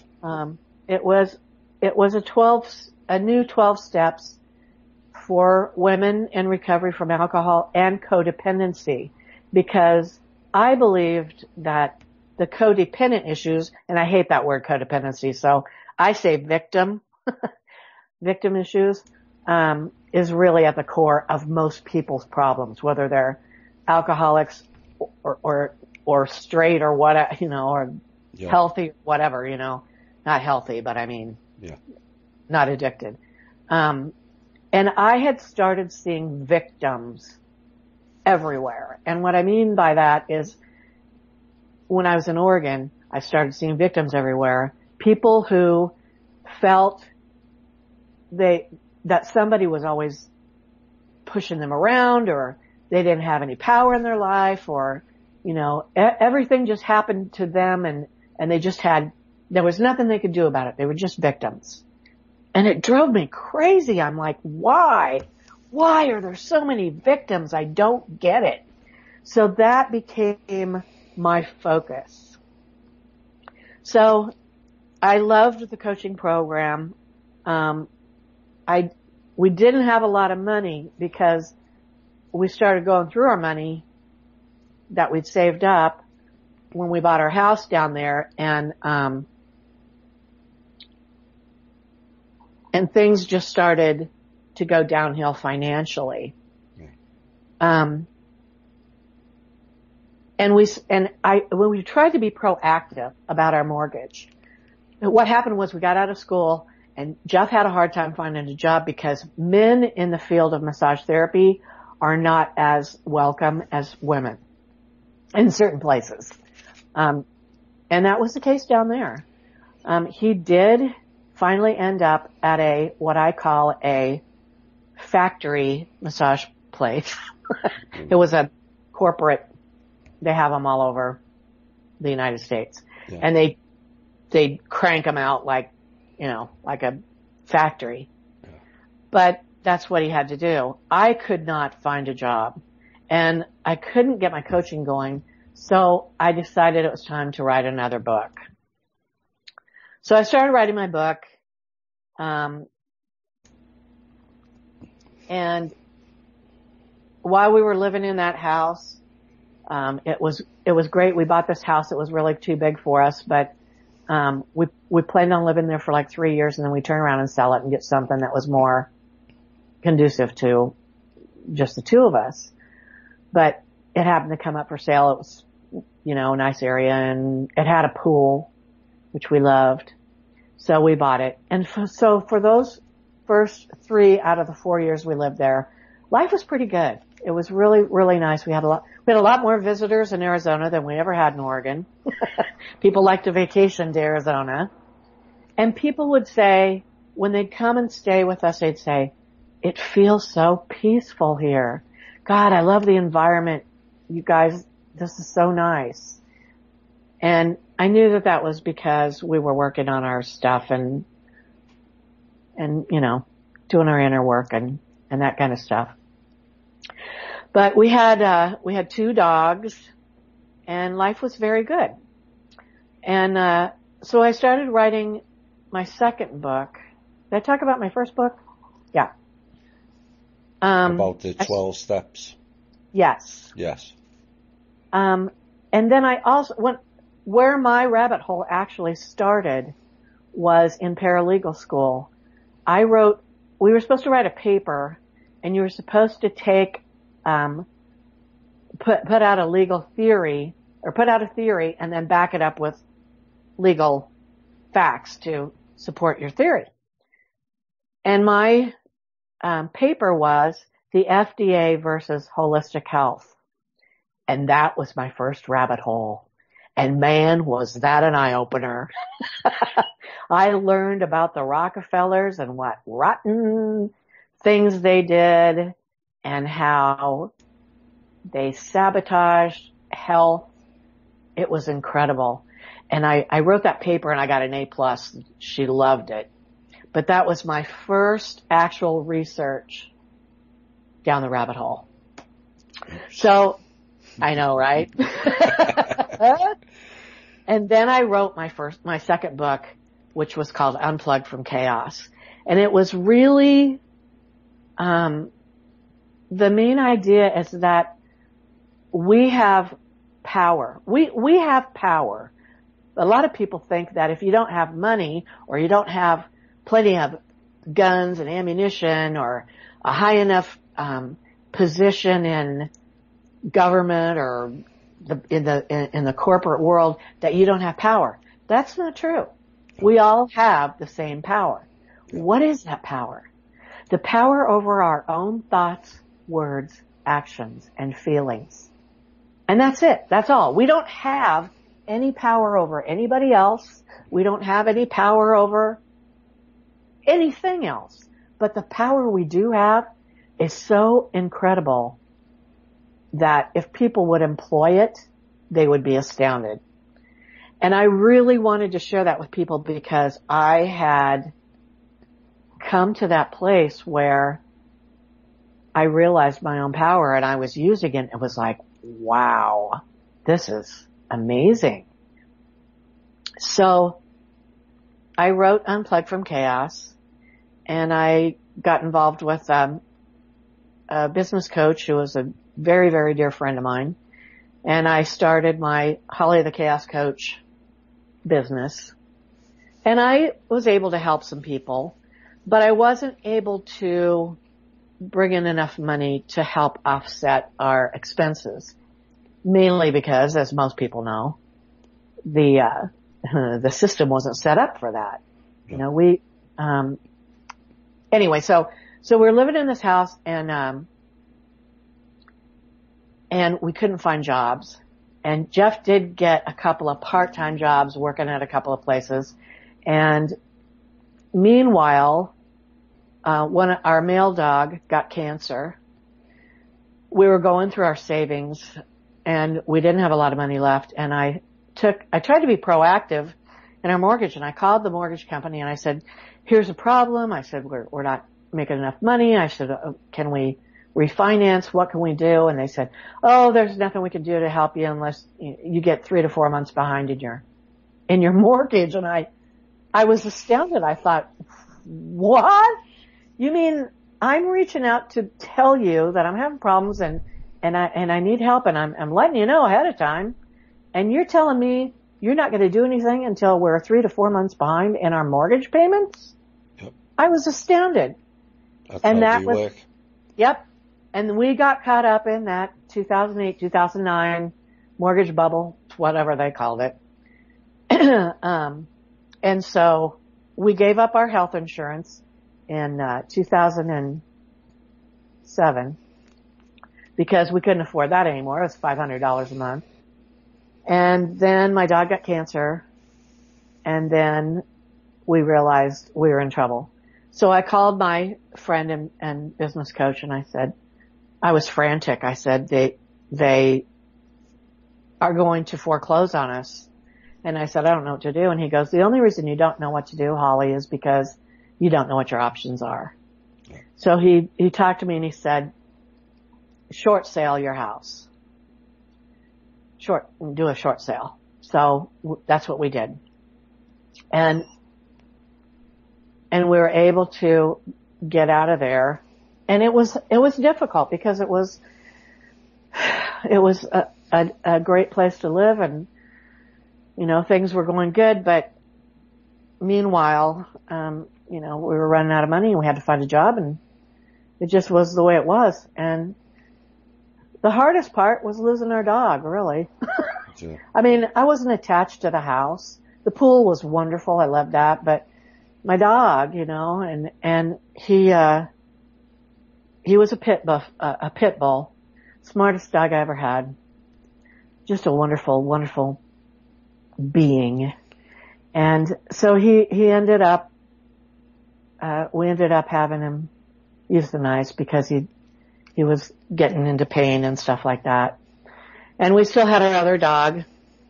And so we moved to an apartment. First time we lived in an apartment since we were first married.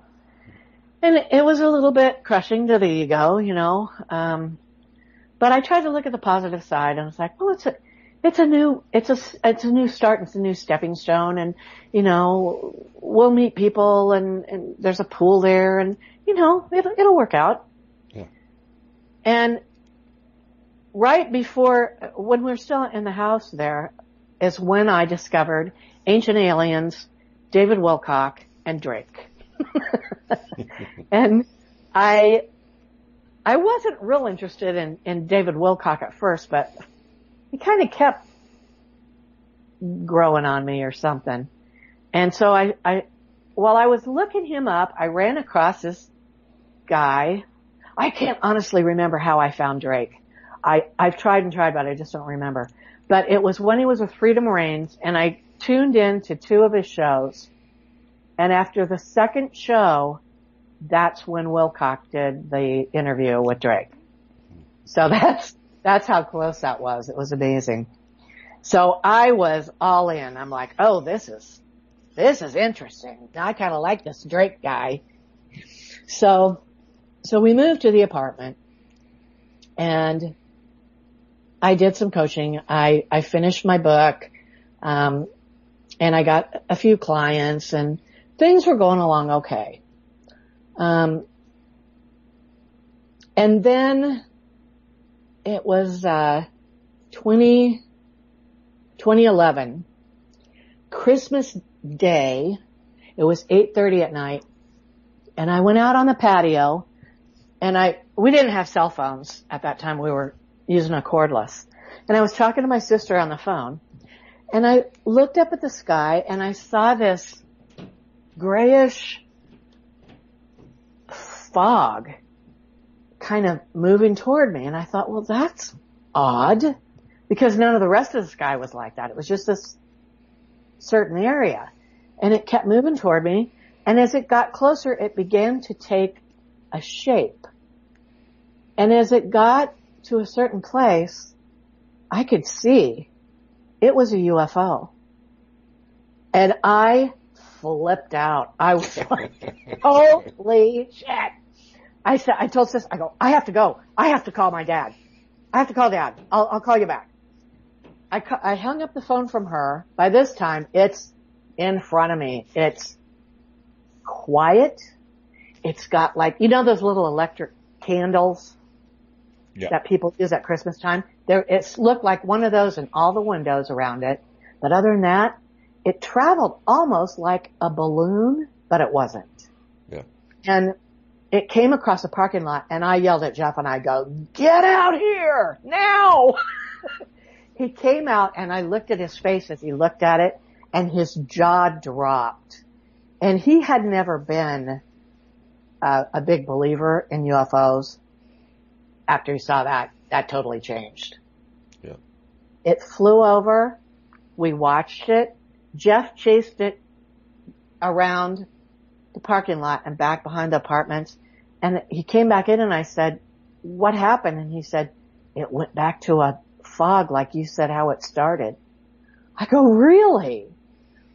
So I was just astounded. I went and wrote down everything I could think of. And then I got into MUFON. Again, walking on the edges of these programs. Yeah. I got into MUFON, and they had regular meetings they have big meetings in Arizona. And, I went to those for a while, but the best thing that came out of that was one day they had Bob Dean and Clifford Stone there. And I got to be there, and I got to sit actually right behind them. In fact, me and the girl that was sitting next to me saved their seats for them for a while. Yeah, I met Bob back in 2011. Yeah, I remember. So, again, dancing on the edge of some of these. But I filed a report with MUFON. They called me and got information about it, and that was all that ever came of it. But, man, that really sparked my rabbit hole again. So now I'm researching more. And then I met Tommy. And the rabbit holes grew many and deeper and wider and higher. And wow. And life began to really change inwardly. So for listeners, Tommy's my best friend. We've known each other for 6 years, never met in person, but we've been through a lot together. We've helped each other through some pretty difficult times. And we've had a lot of laughs. And I was just saying last week, we have a lot of history together for 6 years for two people who've never met. And he laughed and he said, yeah, we really do. Yep. So, I messed your head up. That's the one that didn't put you back in the, on the AA list again. No, because you know what?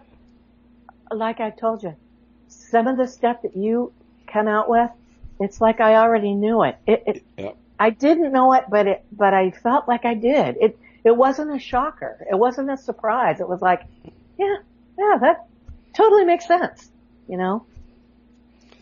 Yep. So another good thing that came out of the New Age thing was that, I got a deeper connection with my mom and dad. Now, in 2005 is when we moved to Oregon in the hottest part of July. And we'd been in this rental house for a month and my mom got sick and had to go to the hospital. I knew on some level that I had to get back because, I just knew it was time. My mom had Huntington's disease. For those of you who don't know, it's a neurological disorder that is very much like Parkinson's. You have involuntary movement, even of legs and arms, but also of the tongue. And so sometimes it affects your ability to eat and to speak. Fortunately, she didn't get as bad as some of the other members of her family, but it's supposedly a hereditary disease that, excuse me, if one of your parents gets it, then you have a 50-50 chance of getting it yourself. They set you up from the get-go. They tell you it can't be cured. There's nothing you can do. And so I watched many members, her family is riddled with it. And I watched my mom, probably she cried once or twice a month, scared to death she'd get it. And she did. I actually watched her manifest it. Pretty much. Yeah. So it was about, she passed in September of 2005.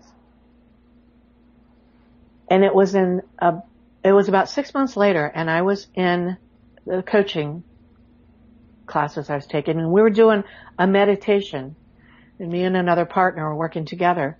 And my friend said, when we got done, she goes, you know, I connect with people who have passed. And she said, I'm getting something on you. And she said, would you be okay with me sharing it with you? And I'm like, heck yeah. Well, she got a piece of paper and a pen and she drew this pattern. Now, I had been having visions for, probably a year. I don't know, for a while anyway. And they were geometric patterns, like Native American geometric patterns. And it would always be in an arc, and it would constantly move, and it'd have a strobe light effect with these brilliant colors. Colors you don't see in, excuse me, 3D. Yeah. And she drew this pattern. And I knew that it was my mom's energy. I just knew. And so I'd even gone to the eye doctor and said, I think I'm on the computer too much. And he looked at me like, I think you're just crazy, lady, but you know. So then I kept trying to make it go away. So then when I figured out it was mom coming through, I welcomed it.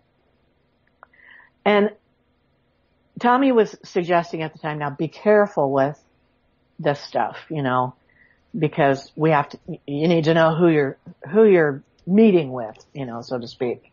Yeah. Well, in 2013, mom came through 3 days in a row, and I thought, okay, something's up, because something's wrong. So up until that point, when I communicated with her, I'd ask her a yes or no question. On that particular day, I said, okay, 3 days in a row, really, what's going on, Mom? Is this about somebody in the family? Yes. Is it Dad? No. And I said, I don't know why I thought of Uncle Bill, her youngest brother, but I said, is it Uncle Bill? Yes. And for the first time, I heard words. She said, he's with me. Well, my Uncle Bill had Huntington's as well. Plus he wasn't a bad alcoholic. And I thought, well, maybe he's transitioning. Maybe that's what she means. So I talked to my sister every night and I told Sis about it. So the next night my dad called and said, your Uncle Bill passed. And I go, oh my God, Dad. He goes, what? And I said, I told him.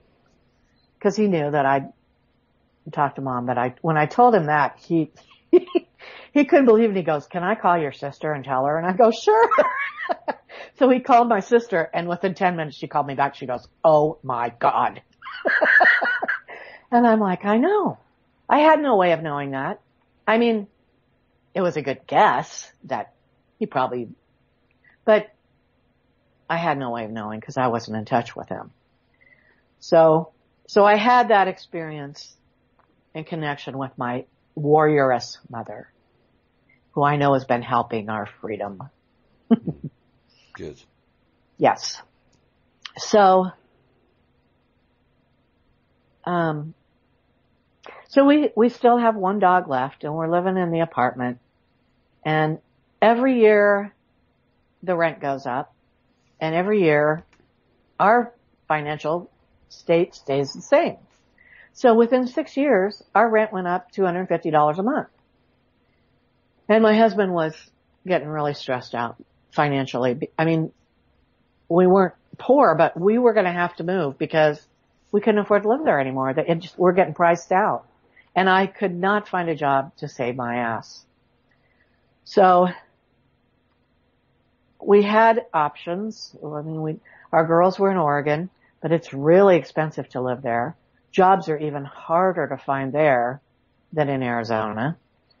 And my dad was alone back here in Iowa, although my brother and his family were here, but he lived alone in the house I grew up in.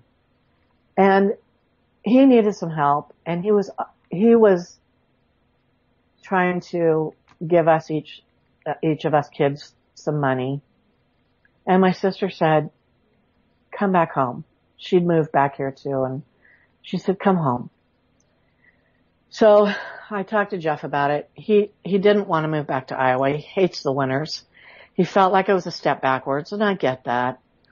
And I said, well, what are our other options? If you can come up with an option, let's talk about it. But there was.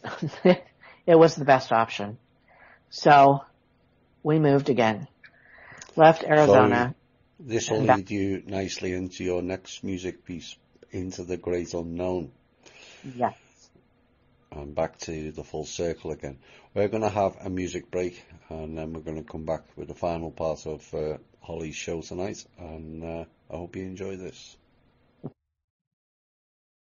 Hi all, and welcome back to the final part of tonight's show with Holly Hakes Peterson.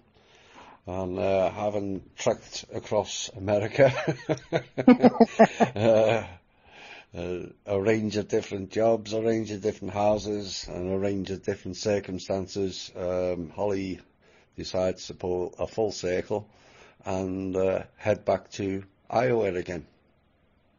Sure did. So back home again, and moved in with my dad. Back into the home I grew up in, it was really neat on so many levels, and difficult on other levels. We didn't have any privacy. I mean, we had our bedroom, but we had access to the whole house, and Dad was great, and I cooked for him, and I shared the shows with him in Intel and documents and stuff, and he was all over it. He loved it. He's the only person in my life, aside from THI members, who believed in the stuff that's going on. And that meant the world to me. And he was more than interested, to hear what was going on. And even listened to some of the shows, and got to the place where I was usually in the kitchen, and he'd walk out there, and I'd be listening to the show, and he'd say, "Is that Tommy? Is that Tommy?" I'd say, "Yep." He knew his voice. So it was really cool. So I was able to get some temp jobs and help Jeff get his massage business going. And Dad was doing pretty good. He had some issues with forgetfulness, but I didn't think it was anything bad until he started having problems with the calendar. And he started getting obsessed with it, and he became convinced that in the year 2000 they changed all the calendars, and they should have just left him alone because they were just fine before. Yeah. Bless his heart. And so it was difficult to watch him start to go downhill. But my husband Jeff was his primary caregiver because he was home during the day and I was working. So Jeff, made him lunch, and I didn't have to do a lot for him at that time before he got diagnosed. And Jeff would go walk the dog, and he'd leave Dad with our parrot, who Dad absolutely adored, and had a great little relationship with the parrot. But things started to get rough in about July of 2017. And then finally by, it was in October.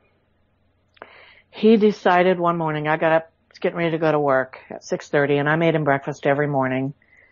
And he decided he wanted me to take him home. And I said, "Well, Dad, you are home." He says, "No, I mean my other house."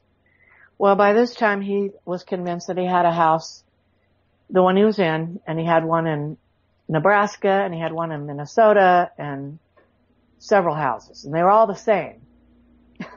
Yeah. And so I said, "Well, let me get your breakfast, and then we'll talk about it."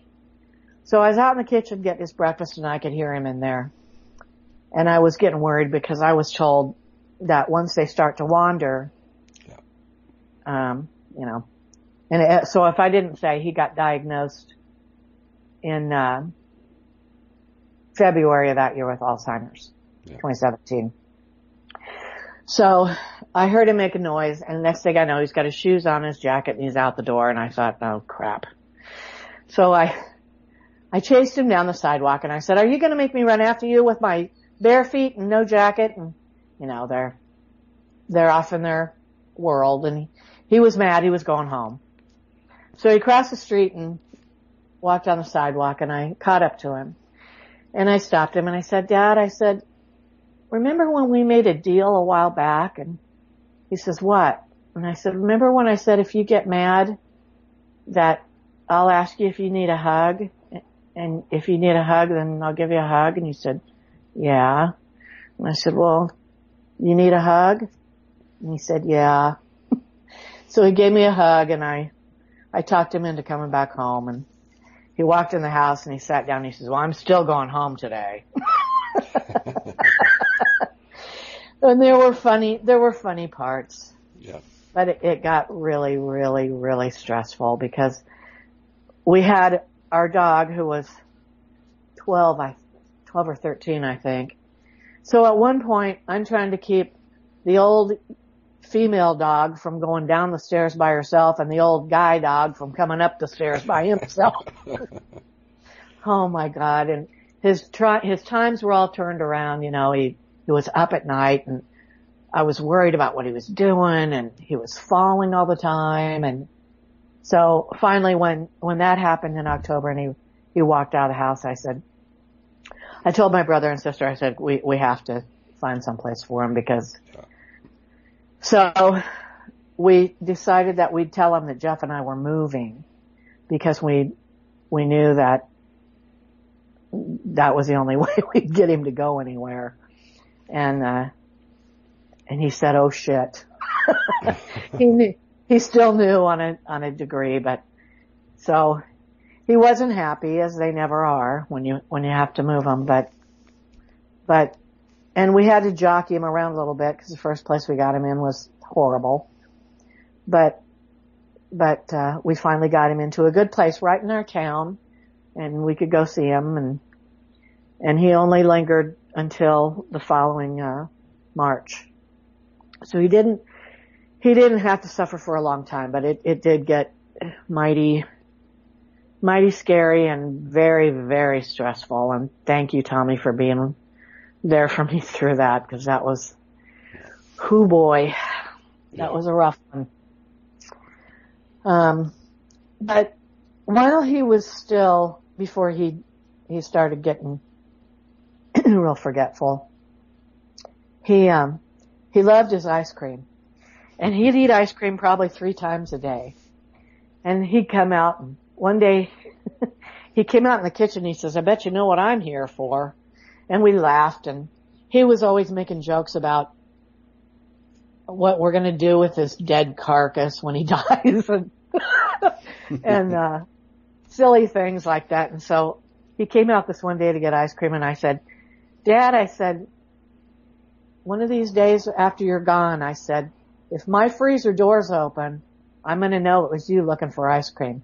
And we had the biggest laugh about that, because I knew if there was anybody in my life who would figure out a way, if there was a way to connect with me from wherever he goes after he passes, it would be my dad. And he did. But, so he passed in March of 2018, and it was about another 6 months. 6 months seemed to be the magic number when he came through to me. And I was even a little more, skeptical than ever, just because of all the craziness going on in the world and how, I distrusted whether that was really him or not. But I finally kind of put a screening thing together to kind of figure out if it really was or not. And I'm happy with it, so. But he has come through, and he still does. And he came through, what was that, Tommy, about a month ago? Yes. And oh my God, it was after one of the big shows you did, and he was so excited, and he kept saying, "I love Tommy," and he said, and I got the sense that he's been filled in on what's been going on, and he loves the info, and he loves the show, and it just has occurred to me that maybe one of the main reasons Mom and Dad have come through to me is to let me know that connection still goes on. So it's kind of helped me deal with, this whole the new frequencies and what might happen if, someday I wake up and some people I don't see anymore. Well, I still have the connection. And I know that to be a fact. Yeah, this is one of the big issues for humanity, the external and the internal. Yeah. Religion has externalized everything, right? Everything's outside of yourself, and right. You must bow down to him or whatever. We all know who that is. Yeah. When everything is contained within you, people want external proof of validation when it's already internal. It's like we've said about ET disclosure. Somebody else telling you, having had an experience, why do you need to hear that? Exactly. And that's a lack of trust in the self. If you're asking for ET disclosure, you just want to prove to others that you're not nuts. But why justify it? We've all seen strange things, or most of us have. That is not considered normal. It doesn't make it nutty or conspiracy. Right. It's part of experience of life. And the limitation program that they've imposed on everyone, it's little me, and you can't experience this, and you can't do this, and you can't do that. No. Yes, you can, and yes, people struggle with the death of loved ones, but those memories and the internal connections never goes away. And this is what the religious program, the most damaging thing is, everything is now external. Yeah. They want Trump or Putin or somebody else to announce ET disclosure. They want Trump or somebody else to announce sovereignty, when you can have sovereignty within and of yourself. But it does come with personal responsibility, which sadly not too many or not enough exhibit. Right. And some will see that the trust funds are coming out will be a sign of victory. It's an external thing again.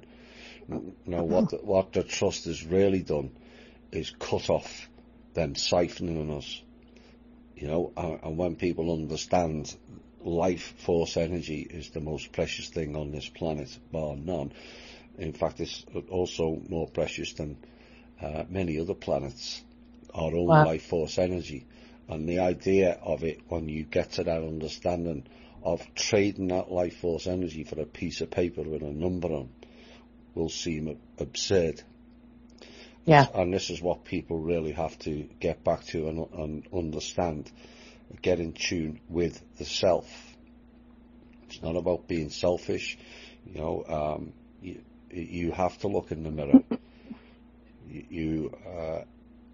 People are asking for health machines without realizing you are the health machine.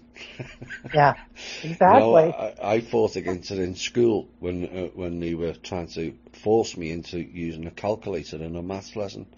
I don't want a calculator. I'll do it in my own head. But this is what they keep doing is this creep of this technology. When we have all the technology, you got to have big cranes to build big buildings. Well, in the past we didn't. Right. Otherwise there'd be all kinds of metal machinery lying around in archaeology. There is none. Why? Because they didn't need it. Right. Because they used their own technology to build. Their own technology to heal. Yeah. And this is why we focus so much in THI of the inner. Stop looking for the external. The external is the ETs coming to save you. Even Manor World Holding Trust is coming to save you. No. Yeah. You save you. That's why I love that last song, because it talks about nobody needs to save me now, even if you could, and you can't. Because let's say, like you said, Jesus himself comes down to try to save the world. There's still going to be a lot of people that aren't going to believe it or get it or want it. No, because they haven't done their inner work. You'll get taken out. Well, if that entity was a real entity and came down, you'd get taken out. Oh, yeah. Exactly. According to the book, what happened? I don't believe that Jesus per se exists, but there was teachers with a similar message that have been here several times over several eons and eras of epochs of time, with the same message. And what did people do? They were throwing stones at him and allowed him to go on the cross. It's symbolic because it's explaining what happens with the sun on December the 21st. That whole Jesus story is wrapped into that. But look what happened to Anna in the 1500s. They declared her a heretic and all kinds of other stuff, and the Catholic Church burnt her at the stake, alive. Yeah. And even Cassandra turned around and says, "You ignore the few people of truth." Yeah. And therein lies the problem. We can blame cabal and external things. The problem lies with us. Like I said recently, why is American politics look like childlike and they're all arguing like it's a classroom? Because they are the representatives of the people. And we have to change, and if we change, so do they. Right. That's the key. Exactly. My whole life, all these journeys have been about the inner growth. After we got back to my dad's, we were living on probably less money than we had when we got married. And for a while I struggled with that because my grandpa and my dad always wanted the next generation to be better, have, do better than they did. But I looked around and I saw, this isn't just our family. This is the world. Yep. And my inner journey, going down the rabbit holes, hooking up with Drake and Tommy, is what helped me to get to where I am today. Because, certainly I couldn't have done it had I been drinking. No. I probably wouldn't even have made it back here to Iowa. But to get through all of that and be financially in the worst place we'd been in maybe ever in our lives, but it wasn't about the finances anymore. It really wasn't. I was grateful to have a place to live. I was grateful to have family and support and love and I held on to that, and I just focused on being grateful for what I had and know that we're still working. Tommy says we're still here, So today we have a house of our own again, which I wanted so badly. And I would have been okay had we not. I'm just grateful that we have a home because my mom and dad saved up a lot of money and left us as 3 kids something, and I'll never be able to pay that debt back. But if I can do something with my life to bring freedom around for my kids, that's what I want more than anything. So I'm 27 years sober, and I have zero desire to drink. I can be around people that drink. Doesn't bother me. I am not attracted at all. And that is something that AA said, oh no, once you quit, you can't, you probably won't want to be around it, and you'll always have the urge, and I don't. So I stepped out of that program. I'm waiting for the foundation to get funded for a job so I don't get bored. No, I'm just kidding. Because I believe in it and I want to help people, but if there's something else that calls me, we'll see. Yes. But it's been an interesting ride and a lot of hardships and a lot of tribulations, but everything that I went through brought me here. And that's what's important to me, is that I don't look back on AA. Yeah, I get that it's a program, but I don't look back at it and go, oh God, I'd never recommend that to anybody. I don't know if I would or not. In the early part of their sobriety, it might be a good thing. I know a lot of people that balked at it right off the bat and never could buy off on it, and that's okay for them. But where I've been was where I needed to be. Well, it's also um, a, a story of triumph over uh, tragedy is not the right word, but um, you know, Stupidity. well, out of tragic circumstances, it's kind of launched from one thing to another, and one state to another, and Yeah. one upheaval to another, and yeah, survived it all and Chaos. came out the other side. Yeah. And that is a triumph in and of itself that people often fail to recognize within themselves or the people around them.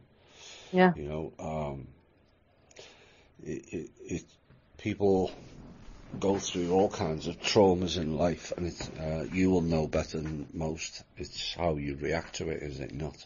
Absolutely. You know, that's just Chaos has always been a part of my life. And the thing about it is that I've learned um, how to go within. I've learned what my power is, and I've learned how to manifest a different kind of life. So I don't have to react anymore. I can be around, I, I can be around all kinds of people that other people find disagreeable or miserable. And, it's not that I don't find them to be that way, but it's that I don't have to make that a part of my life. engage. Yeah. Yeah, I don't have to take it on. I don't have to take it on. I choose not to. I have cleared my life of most of the negative people, the drama seekers, the victims, the needy ones, and I'm good with it. Yeah. I got away from working with newbie alcoholics because I wanted to work with the people that really wanted to move forward. Yeah. And that's kind of how things progressed. Yeah, it's kind of indicative of the bigger picture. The object was to save the all, but Yeah. then you have to realize and take a step back, and that's the overview again. Right. And realize you have to save as many as you can, Right. and the ones that really do want to be saved, because there's a lot who just play at it. Yeah. They're not focused, they're not serious enough, and are content to just drift through life, going from one trauma to another without addressing the how, when, what, where, and why. And that's Right. where the man in the mirror comes in. Yeah. I learned when my mother was on her deathbed how powerful she really was. All of my life growing up, I thought she was weak. And I realized how strong she was when she kind of raised up in her bed and she said, "I'm dying." And it astounded me because what a powerful thing to say. I'm dying. And she wasn't asking Dad. She was telling us. She knew what was going on. And it wasn't until she was on her deathbed that I realized how powerful she really was. And that helped me tremendously because I began to see things in a different light. When you begin to look at somebody as being powerful as opposed to being weak, it kind of changes everything else around you too, Well, that's, I think we spoke about, I did a piece on this that's similar, maybe 6 to 8 months back. What are classed as weaknesses are actual strengths. Remember Yes. that piece? Mm-hmm. Mm-hmm. And that had an impact because it's all hidden inside of us, because society has dictated certain things are cool or whatever or normal or this is the way to be and this is the way to go.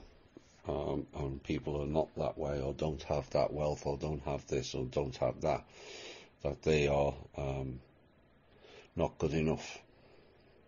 Yeah. You know, I mean, it's kind of like the lessons they're weak when actually they have an inner strength. Yeah. You just got to realize it. It's like the lessons I've learned being an admin over the years, as far as people taking things that other people put on the page personally. You know, wasn't very long ago, somebody thought that you were being rude, because you would answer the question and you, told them to go look at the archives Yeah. And I'm like, isn't that interesting how different people react? You know, I can understand if somebody getting upset if somebody's using vulgar language or they're, you know, attacking their mother or, you know, something like that. That of course, but still, it's their own stuff. One of the examples I use in my Unplugged from Chaos book is if you have a roommate and your roommate's messy and leaves stuff around and it drives you crazy, whose problem is it? Is it the roommate's? Exactly. Because you're the one that has the problem. You're the one that doesn't like it. The roommate's fine being a pig, you know? That's the way they are. Yeah. People have got to wrap their heads around what's theirs and what's somebody else's. It's amazing. In essence, it's a desire then to control that person, is it not? Yeah. You have to tidy up. You have to do this, and that's what I hated as a child. You know, it was too controlling. And some it's people also, can't be controlled. and it's also the diversion away from themselves. So if they can control somebody else, then they don't have to look at themselves. And you're the one with the problem. Yep. You know? So I just want to end with a little bit of what I learned. Is that okay? Yes. Okay.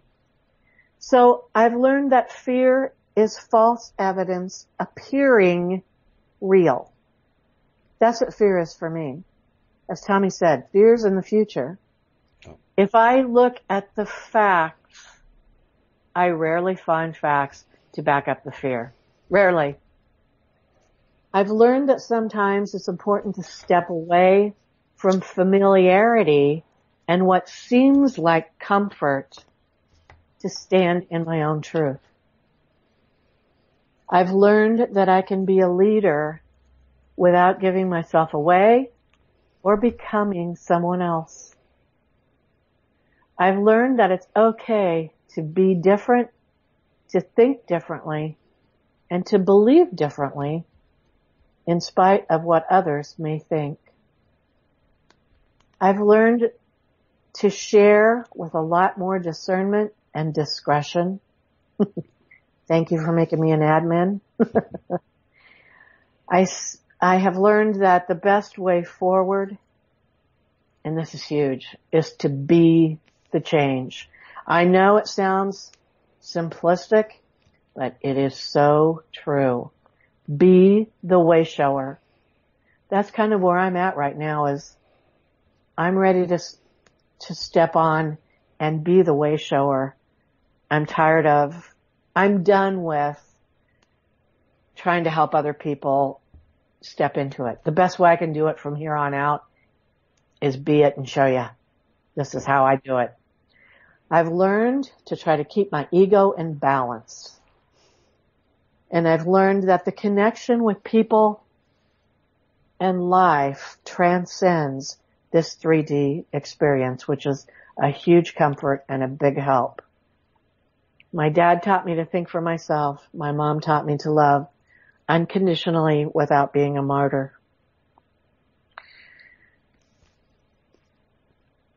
I've learned a lot. You did. And I've been able to incorporate it into my life.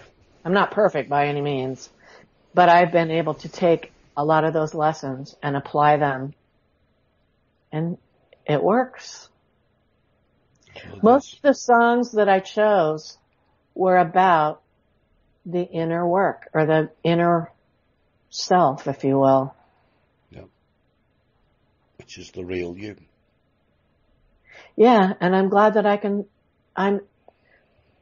I'm grateful that I can do the show today, because it's something that I wouldn't have been able to do years ago. I shouldn't say I wouldn't have been able to do it. I wouldn't have wanted to. But it's important, like you said, that each person has a voice, that each person gets to speak, because we're having that freedom, if you will, infringed on mightily, as we well know. Yep. And it's real important to help others when they know, oh my gosh, you did that too, or you went through that too. Good. I don't feel so alone. No. That's the problem. The world feels alone. Whether it's to do with alcoholism, believing in ETs, believing in alleged conspiracy theories. Mainstream media is one giant conspiracy theory, because none of it makes any sense. Right. Or you don't have wealth, or you don't have a status, or you don't have this and you don't have that. None of it's really that important. It's being who you are that is important. Not what, and the greatest freedom anyone can have is not to be concerned what others think. Yeah. Yeah. If you're reacting to certain things that people say or do to you, then you haven't dealt with it. Exactly. And that's the internal aspect. You'll blame the external aspect of this person said this to me, and who do they think they are? But deep down, the issue lies in you, because if you're comfortable in your own skin and comfortable that of knowing the self, which is the key, right, then people can call you whatever you like. Exactly. You know different. Yeah. The person who knows themselves knows the truth. Yeah, exactly. So I said some women get upset when somebody calls them a bitch, or whatever. Yeah. And it's like, is it true? The only reason I would get upset is if there might be a little truth to it. Yeah. Then I might be upset because, I kind of struck a nerve, maybe I am kind of a bitch today. Yeah, well, this is the overriding theme of being involved in the alt media, is they all think we're nuts. And this is why people want disclosure and mass arrests to prove to others that they're not nuts. But if you're secure in and of the self, comfortable in your own skin, you've looked in the mirror, you've done your inner work, what other people say or think becomes irrelevant. Exactly. Because you're comfortable in your own soul. Yeah. You know the truth about you. Final words, Holly? I've learned so much from you, Tommy, and the THI members. Big thank you to James Godbeer and to Ray. James, who's been with us forever. And Ray, and Ray, who's our newbie and doing a great job. Thank you, guys. Grateful to all of you for being a part of this colossal movement. And I'm fortunate to call many of you friends, and all of you brothers and sisters. Thank you to those who asked me to do this show. And the last song, I'm not going to say anything. I think you'll get it. Yeah. Right, thanks very much, Holly, for hosting this show. And what is a fairly some daunting experiences relayed there that many people are frightened to speak of. Essentially, Holly ripped the band-aid off Holly and left it raw. And this is what this show's about. The raw version of you is more than enough. We've all done things in life that maybe we're not proud of, but you either deal with it, face up to it, accept it, forgive yourself, forgive the others who have ever done anything wrong to you, and move forward, not back. Because, as Holly said earlier, going back means going into alcoholism and trauma and marriage upheaval and all that. Why would you want to go back to that? Yeah. And the key is future thinking. This is what I keep talking about in the show. Not reacting to the situation, the now. Not going back in the past of past lives and I was this before in this lifetime. Who cares? What you do now and what you do the future is all that matters. Who did what to, when, where and why. Again, it becomes secondary. Knowledge is only useful if you can do something with it. Otherwise, it's just writing on a piece of paper.